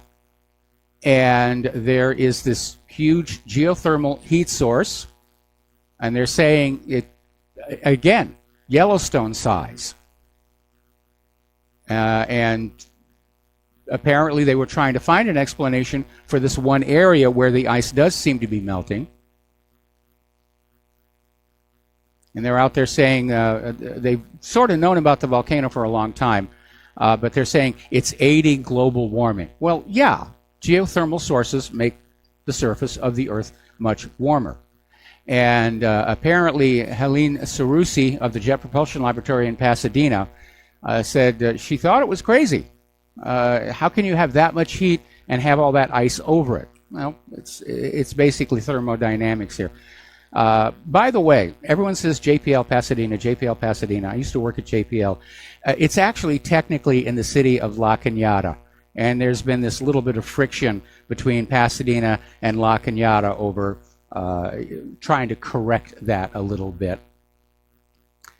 Okay, Judicial Watch's Tom Fitton is now out there saying, what did Obama know about the Clinton DNC dossier on Trump? That's a very important, good question to be asking right now. Now, getting on back to computers here, the system that we use to send audio back and forth from a public broadcasting is called Twitch. It is Amazon's streaming service. Now, we've got a simple setup, so it operates for free. But apparently, Twitch has become hugely popular with online gamers who want to play their games over the internet, interact with other players, talk with them, and so forth. And Twitch is now pulling in as many viewers as CNN and MSNBC, which isn't all that impressive when you consider how CNN and MSNBC have lost much of their audience here. Okay, we talked about Loop X here. Talked about Salon. So I've actually, let's get some phone calls going here because I've actually run out of things on the talking points page here. Okay. Now, you might be considered a domestic terrorist if this law passes. And apparently, this is really silly. Congress is getting, this is from the Organic Prepper, Congress is getting ready to pass a law that will declare people like preppers, right-wing extremists, as potential domestic terrorists. Apparently, even the word patriot is becoming a dirty word. Boy. Let's see. Still not on Windows 10. Fine size Microsoft. Here are its antivirus tools for Windows 7 and 8.1. Apparently, Microsoft has backported its Windows Defender Advanced Threat Protection antivirus tool from Windows 10 to Windows 7 and 8.1. I want to talk a little bit about Microsoft and Windows 10. As part of my effort to upgrade the equipment that I have here in the studio, I got a laptop with Windows 10. And The only reason I got it with Windows 10 is they didn't have anything else. And I got it at a really good price. And again, my initial observations about Windows 10 still stand. It's kludgy. It is non-intuitive. I wish I could figure out how to get rid of that little block of tiles that pops up with all the advertising. Just get it off my screen. And of course, the biggest problem I have is there's no backward compatibility. You can't run, I've got software on Windows 7, will not run on Windows 10. And I know what Microsoft is doing. The whole industry is trying to go to computing as a service. You don't buy your software anymore, you rent it month to month. In fact, I got an ad just today in my email from one of the companies saying, yes, it's time for you to get new software, but you're going to pay for it month to month. I think in this economy, that's not really an attractive option. So we'll see what's going to happen with that. But apparently Microsoft is understanding that people don't like Windows 10, that it's shaping up to be as big a disaster as the Millennium Edition or Vista. And I would recommend to Microsoft that they go back to something that is simple and efficient and elegant, like XP was. I loved XP. Should have just stayed with that. But Microsoft's goal is to force you to buy new software every so many years and all new applications every so many years. And by the way, their Office suite is now a subscription-based piece of software. So it's time to go open source, I think. Definitely time to go open source. All right, now then, apparently Skype has a major problem. And there is a security flaw in Skype's updater process that can allow an attacker to gain system-level privileges to a vulnerable computer. And the bug, if exploited, can escalate a local unprivileged user to the full system-level rights, granting them access to every corner of the operating system. Now, this is another Microsoft product. They acquired Skype a while back. They went to the cloud. There was all kinds of problems trying to deal with that. And they're saying ultimately they'll fix the flaw. But there is a very disturbing trend going on over at Microsoft. And that is that they're just putting out the product with all kinds of issues. The quality control is just not there. And their attitude seems to be, we're going to sell the product, we're going to wait for the end users to complain, then we'll fix it, and that way they can save money. Let go of the quality assurance staff. That makes us all unpaid employees of Microsoft's quality assurance department. We'll be right back. Join us on the air, 800-313-9443. Aloha, America. Welcome back to the show here. And I just got an email, and I'm going to read it over the air. Normally I would put it in the letters file. This is a very common story. So it says, I'm in Texas. My construction job was taken from me by immigrant workers in the 80s because they worked for half as much pay as I got as a journeyman carpenter. So as we were instructed by our government through the media, I retrained into the printing trades. I advanced during the next decade to a lead pressman on a 6-color, 40-inch sheet-fed press and 6-color web presses. Printing was then outsourced to China and Mexico, and my $80,000 a year job was turned into part-time work, and then ultimately layoffs and shop closures. Made a one-time career industry collapse. So, as instructed by our government through the media, I went back to college and got a BA in worthlessness and an AAS in worthlessness in support of the BA. When I tried to re-enter the workplace, I was and am being told that the legal fields require bilingual workers. So I am unable to find work. It's been years of unemployment and age, as I am now over 60, that led me to apply for SNAP food stamp assistance. Being able to go to the store and select my foods, due to my religious beliefs, I'm vegan and avoid GMOs like the plague, as well as dairy products, is only one of the only dignities that I have in my tiny world. Having someone to now select my foods for me is stripping me of one of my last dignities or privacies, if you will. There was a recent study done on the food stamp program which put to rest the stereotypes of food stamp recipients abusing the program that so many people seem to believe. I looked for it to cite in this mail, but I could not readily find it. The study showed that 90% of all SNAP recipients do not abuse the program and make responsible selections of nutrition options when spending the limited funds available through SNAP. I would appreciate it if you would use your position in the media to reflect that SNAP recipients are mostly victims of outsourcing and or corruption, and not infer that we are addicts looking to illegally trade their SNAP benefits for dope. Please don't perpetuate that stereotype. Well, it is a very common story, and we keep hearing it over and over again. But this study supposedly said 90% of all SNAP recipients don't abuse the program. That leaves the other 10% who do. Now, there is absolutely no question that our job market has been destroyed through offshoring and outsourcing and now automation. And it is a serious, serious situation right now for people to have to be dealing with. Getting on back to the area of political correctness, apparently they're up in Utah. There's an elementary school, and like all schools, they have dances for the students. And apparently this school has set a policy that during the dances, girls cannot refuse a boy when asked to dance. And because their feelings will be hurt. And this is at Canesville Elementary. They had a 6th grade class. Basically, they're saying you can't say no to a boy when they ask you to dance. It'll hurt their feelings. Yeah, I mean, but that's part of growing up. When you go to a dance, you know, you fix yourself up and you comb your hair and you wear your best tie. And you go on out there with all the other guys and you take your chance, and that's part of growing up.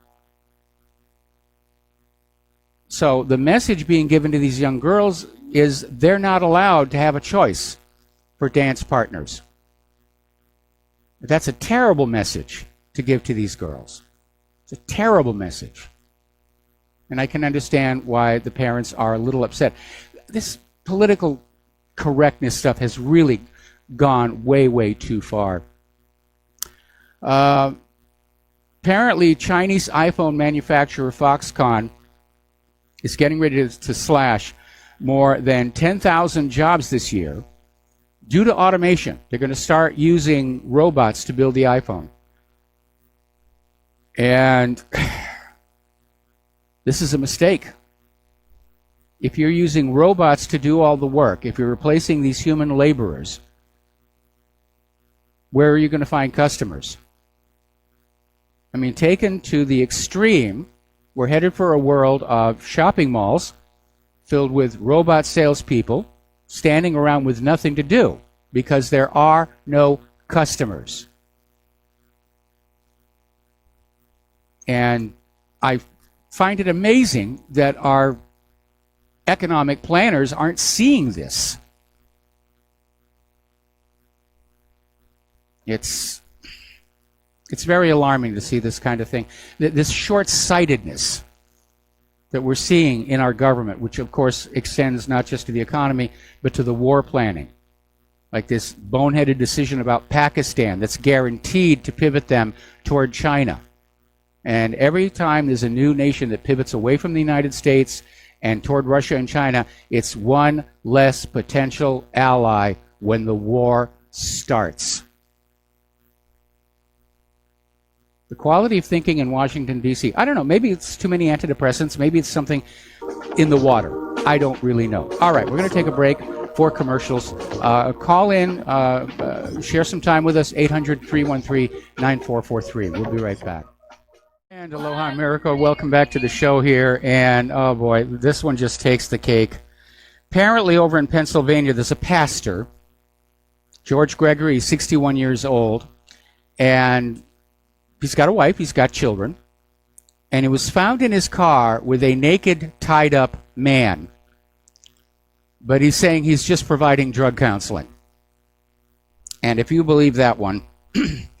All right, let's take a phone call here. Steve Elkins. Hello, Steve. Welcome back to the show. What's on your mind? Hey, Michael. You mentioned the full automation, and I wanted to throw my 2 cents in there. That I did a little research, and in my Walmart here, 53 checkout lanes, they only had 8 actual manned by a cashier. So they have these people running around these yellow vests. They're called super users. They're telling people how to use the full automation, how to check yourself out and bag yourself and everything. And so I asked them, I said, they said their goal was to be fully automated in a year and a half. It was about half a year ago, so another year they should be fully automated, which means we'll be doing our own work. So I said to one of them, I said, you realize that you're not needed. You're actually working to, end your career or your job with this full automation. He said, well, they'll keep 10% of us. I said, well, so you're hoping you're one of the 10%? He said, well, I might be. So it's strange that they're not binding together on this whole thing to kind of shut this thing down. They're working to end their own existence and their careers. But the point I wanted to make was, I talked about my show, was we are being pushed in quite quickly into full compliance with the digital currency system. So I asked one of the checkout girls, I said, on an average, would you say, what would be the percentage of people that do a cash transaction versus a digital transaction, swiping a card? She said 95% of the people come through her line do the swipe your card, digital currency.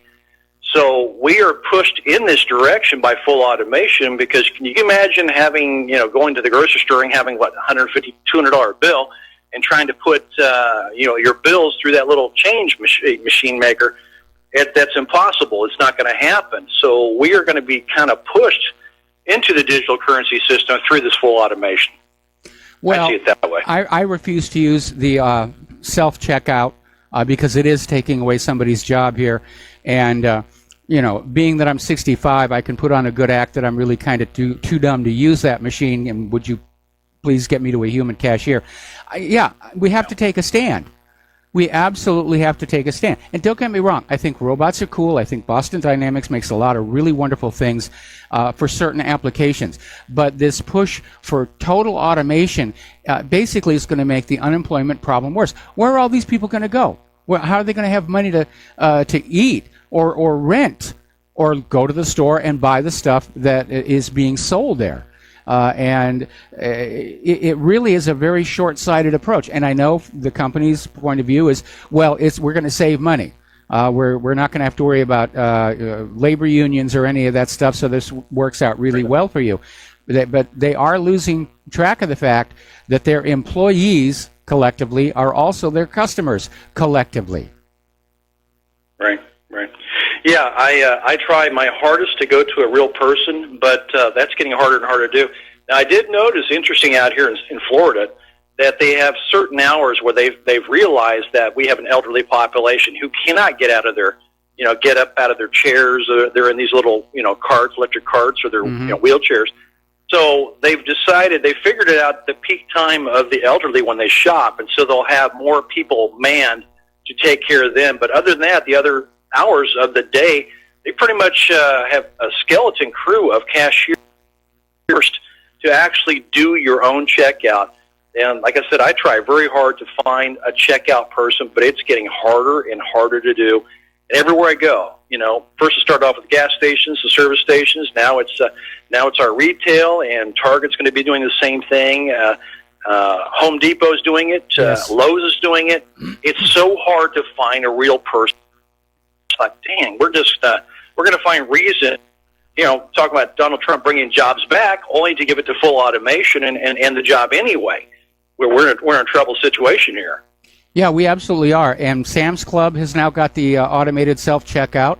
And again, you're absolutely right. We're working for them for free to do their job so that they can let somebody go. Walmart is starting to get these as well. But again, Donald Trump ought to realize, or his economists ought to realize, that if he doesn't bring back full employment for the American people, there won't be anybody going to the stores to buy the products anymore. And it just boggles the mind that they're not thinking in these terms. Yeah, and for your Texas caller that called in that was outsourced, I really feel for this individual. I get so tired of hearing people that saying, well, I'm getting replaced.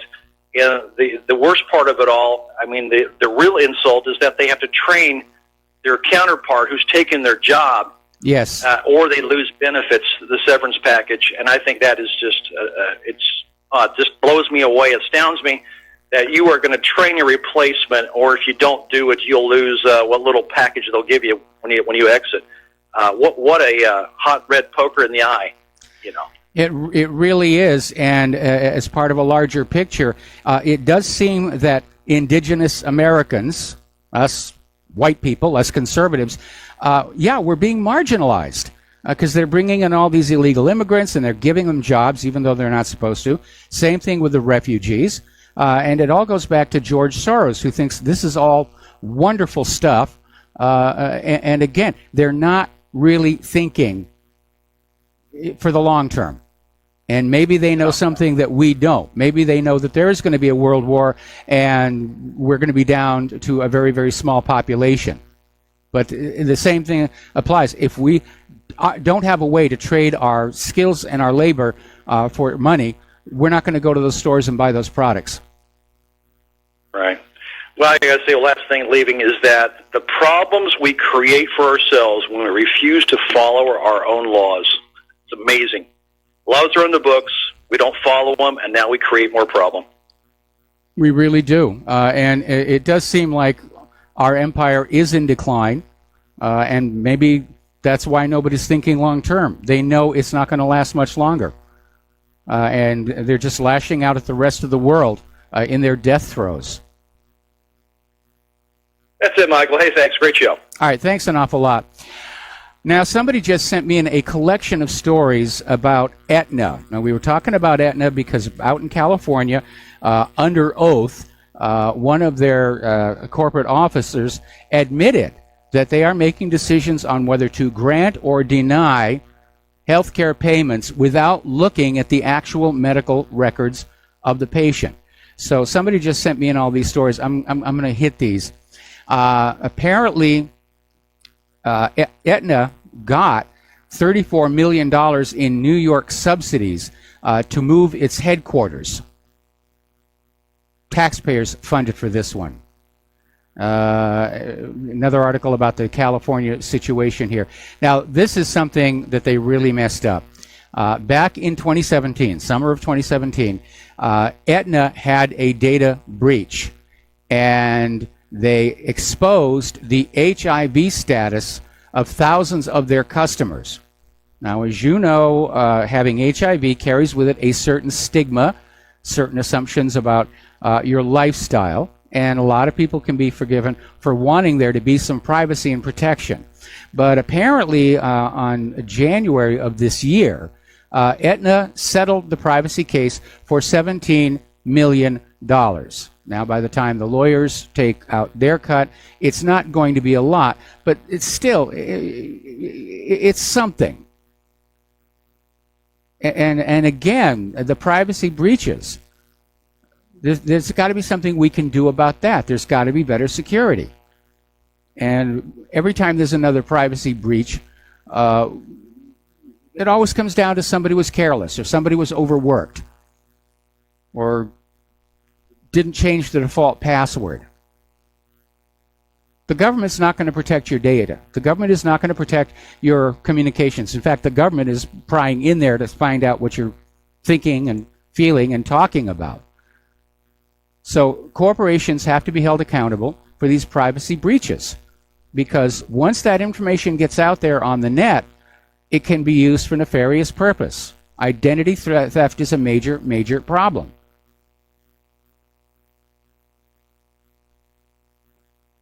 And I don't see the government doing anything about it. If it's a government computer or a corporate computer like Sony, oh yes, they're in high dudgeon. Blame the North Koreans for that. But it seems like they really don't care about ordinary Americans because, hey, go buy security software. That's good for the economy.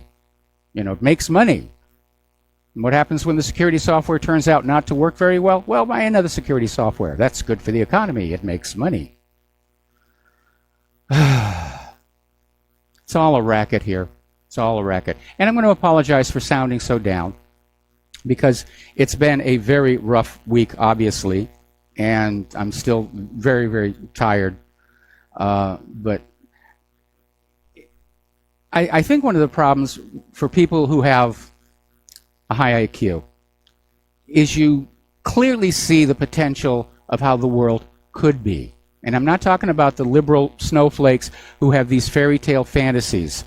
I'm talking about really getting things to work, infrastructure to work, electricity to work, computers to work. You can see clearly how it could be so much better. And it's frustrating when it doesn't happen. It's frustrating when you're seeing a decline of our society. Decline in quality of products, decline in quality of services. Prices are going up. It is very angry. And then the government is trying to keep us all divided against ourselves, so we don't complain about the failure of the government, which is exactly what it is. This government is a complete failure for the American people, doing a great job killing people in other countries, doing a great job for the illegal immigrants, doing a great job for the refugees. We Americans, we're kind of on that bottom rung, I think. Okay, story coming on out of Investment Watch blog. CDC emails reveal culture of deep corruption and scientific dishonesty. Science has become politicized. It's been corporatized. And you need to understand, the CDC is not actually a part of the government. It's a private corporation. And much of its funding comes from the pharmaceutical industries.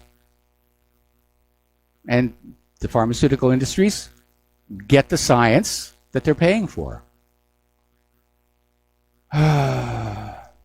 Story out of, actually it's a video saying that Mueller should not indict Donald Trump for Russian collusion.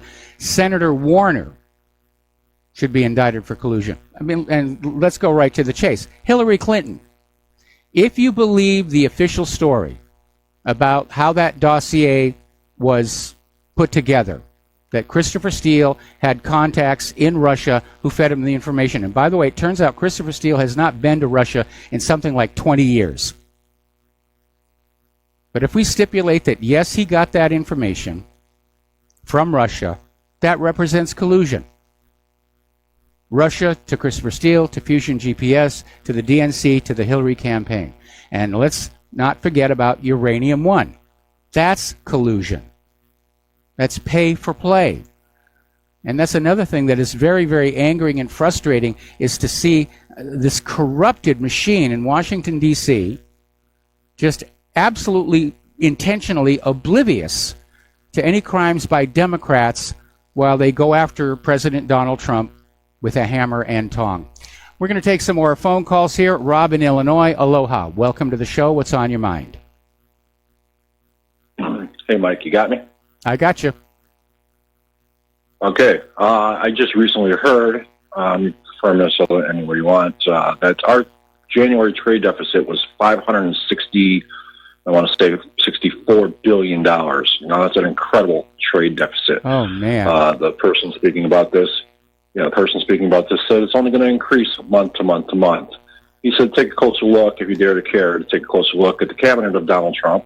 As well, a lot of faith that we all have in this person. There's a lot of mixed stories we have. But he's basically got a bankster, gangster, big pharma, globalist cabinet, So what do you think, who do you think their interests are in? Not ours. No, I would say you're absolutely right about that, unfortunately. And again, right. It's so short-sighted. It is just so short-sighted. It's like they really. Here's the thing. They're not seeing a future for this country. Sorry. Didn't mean to interrupt you. I don't think it's so short-sighted. I think this plan has been going on for over 20 years. Now, there's, Solari. I don't know her first name, but Solari.com. Yes. Okay, well, I've heard conversations with her, one in particular with Rachel McIntosh. She does Citizen something. Anyway, that's her show. But I heard a conversation. It was like a 2-hour conversation where Solari was saying that back in the late 90s or very early 2000s, that they got together and they said, okay, America's done, America's over. And that's when they started pulling all the money out of America, which with the money, that means all the, the commerce that we had, the manufacturing and so on and so forth, that they put it into overdrive. So it started way back then, and it's only continued. These pitiful jobs. If you remember during the campaign, they kept saying, there's 95 million people out of work. Yep. Where are those 95 million people still today? They weren't by creating 2.8 million jobs or whatever the claim is today. That certainly didn't take up, a chunk out of the 95 million people. You know what I mean? Yes. So we're in a lot of trouble here. And We are. Big time trouble. There's no question. I'm more and more convinced that the United States is going to collapse the way the Soviet Union did. My goal is to not allow this government to start a nuclear war to cover up for their own failings. Right. I refer you to, I mentioned Solari.com, and that's SOLARI.com, and also go to her sister website, missingmoney.solari.com, which talks about the 21 trillion that was missing out of HUD and Yes. so on. Well, plus the other 3.5-4 trillion that vanished into the Pentagon. Yeah, it is out of control. It's completely out of control. And I don't see this nation able to perpetuate, or this government rather, I don't see it as able to perpetuate much longer. And again, they may just be lashing out at the rest of the world. Okay, we got to take a break for commercials. Thank you for the phone call, Rob. We'll be back with one more phone call after these few words. And aloha, America. Welcome back to our show, last segment of our program today. And we're going to talk to Andrew in Arizona. Aloha. Welcome to the show. What's on your mind? Oh, we just lost him. Oh, well, gosh darn it. Interesting story just crossed my desk, and it has to do with Wells Fargo, which got caught adding auto insurance onto customers who only wanted an auto loan. And the reason that was a tacky no-no is in many cases the customers already had automobile insurance. And those customers who noticed it had been added on were basically able to have it turned off. But apparently a lot of customers never really noticed it. Along with Wells Fargo's previous problems with opening millions of credit card and bank accounts for people who didn't want them. So the banks are really kind of crooked out there. Let's see. Plummeting temperatures in the U.S. And we're starting to see, again, it's very cold across the Midwest. And we're getting a lot of snow out there. All right, so we're coming up here on the end of the show. Obviously, we are all concerned about what's going on in the Middle East. We're all concerned about what may be going on soon in North Korea. But it does seem like our government has just decided that the best way to get out of this mess that they've made of this country is to go into another world war. Because it worked the last 2 times. And I think we need an anti-war movement. We need to somehow motivate the American people to stand up and say, I don't want to get nuked. I don't want to have my kids sent to some battlefield on the other side of the planet and be killed and crippled. I don't want them exposed to these horribly toxic chemicals that the military exposes people to. Remember Gulf War syndrome, for example. We have to find a way to motivate the American people. Because like it says on one of our little bumps there, World War III is a really bad idea. And it is. We ended World War II with just 2 nuclear weapons. We get into World War III, we're talking thousands and thousands of nuclear weapons. And they are all far more powerful than the bombs that destroyed Hiroshima and Nagasaki. This is as serious as it gets. And we need to make our voices heard. We need to start screaming to anybody who will listen. This is not a fairy tale. This is not a TV show. It's not a movie. This is the real deal. They're playing with potentially nuclear war. And nobody wins in a nuclear war. We still have radiation drifting around the planet from the Pacific tests, the open-air tests in Nevada, not to mention all the stuff from Fukushima. Okay, there's the music. Time for me to get on out of here and get something useful done with the rest of the day. And please stay tuned for John Stedmiller. I'm sure he's got a lot of interesting things to share with you. And again, start talking to people. Go on out and share your concerns about what's going on. We'll be back tomorrow. Aloha, America.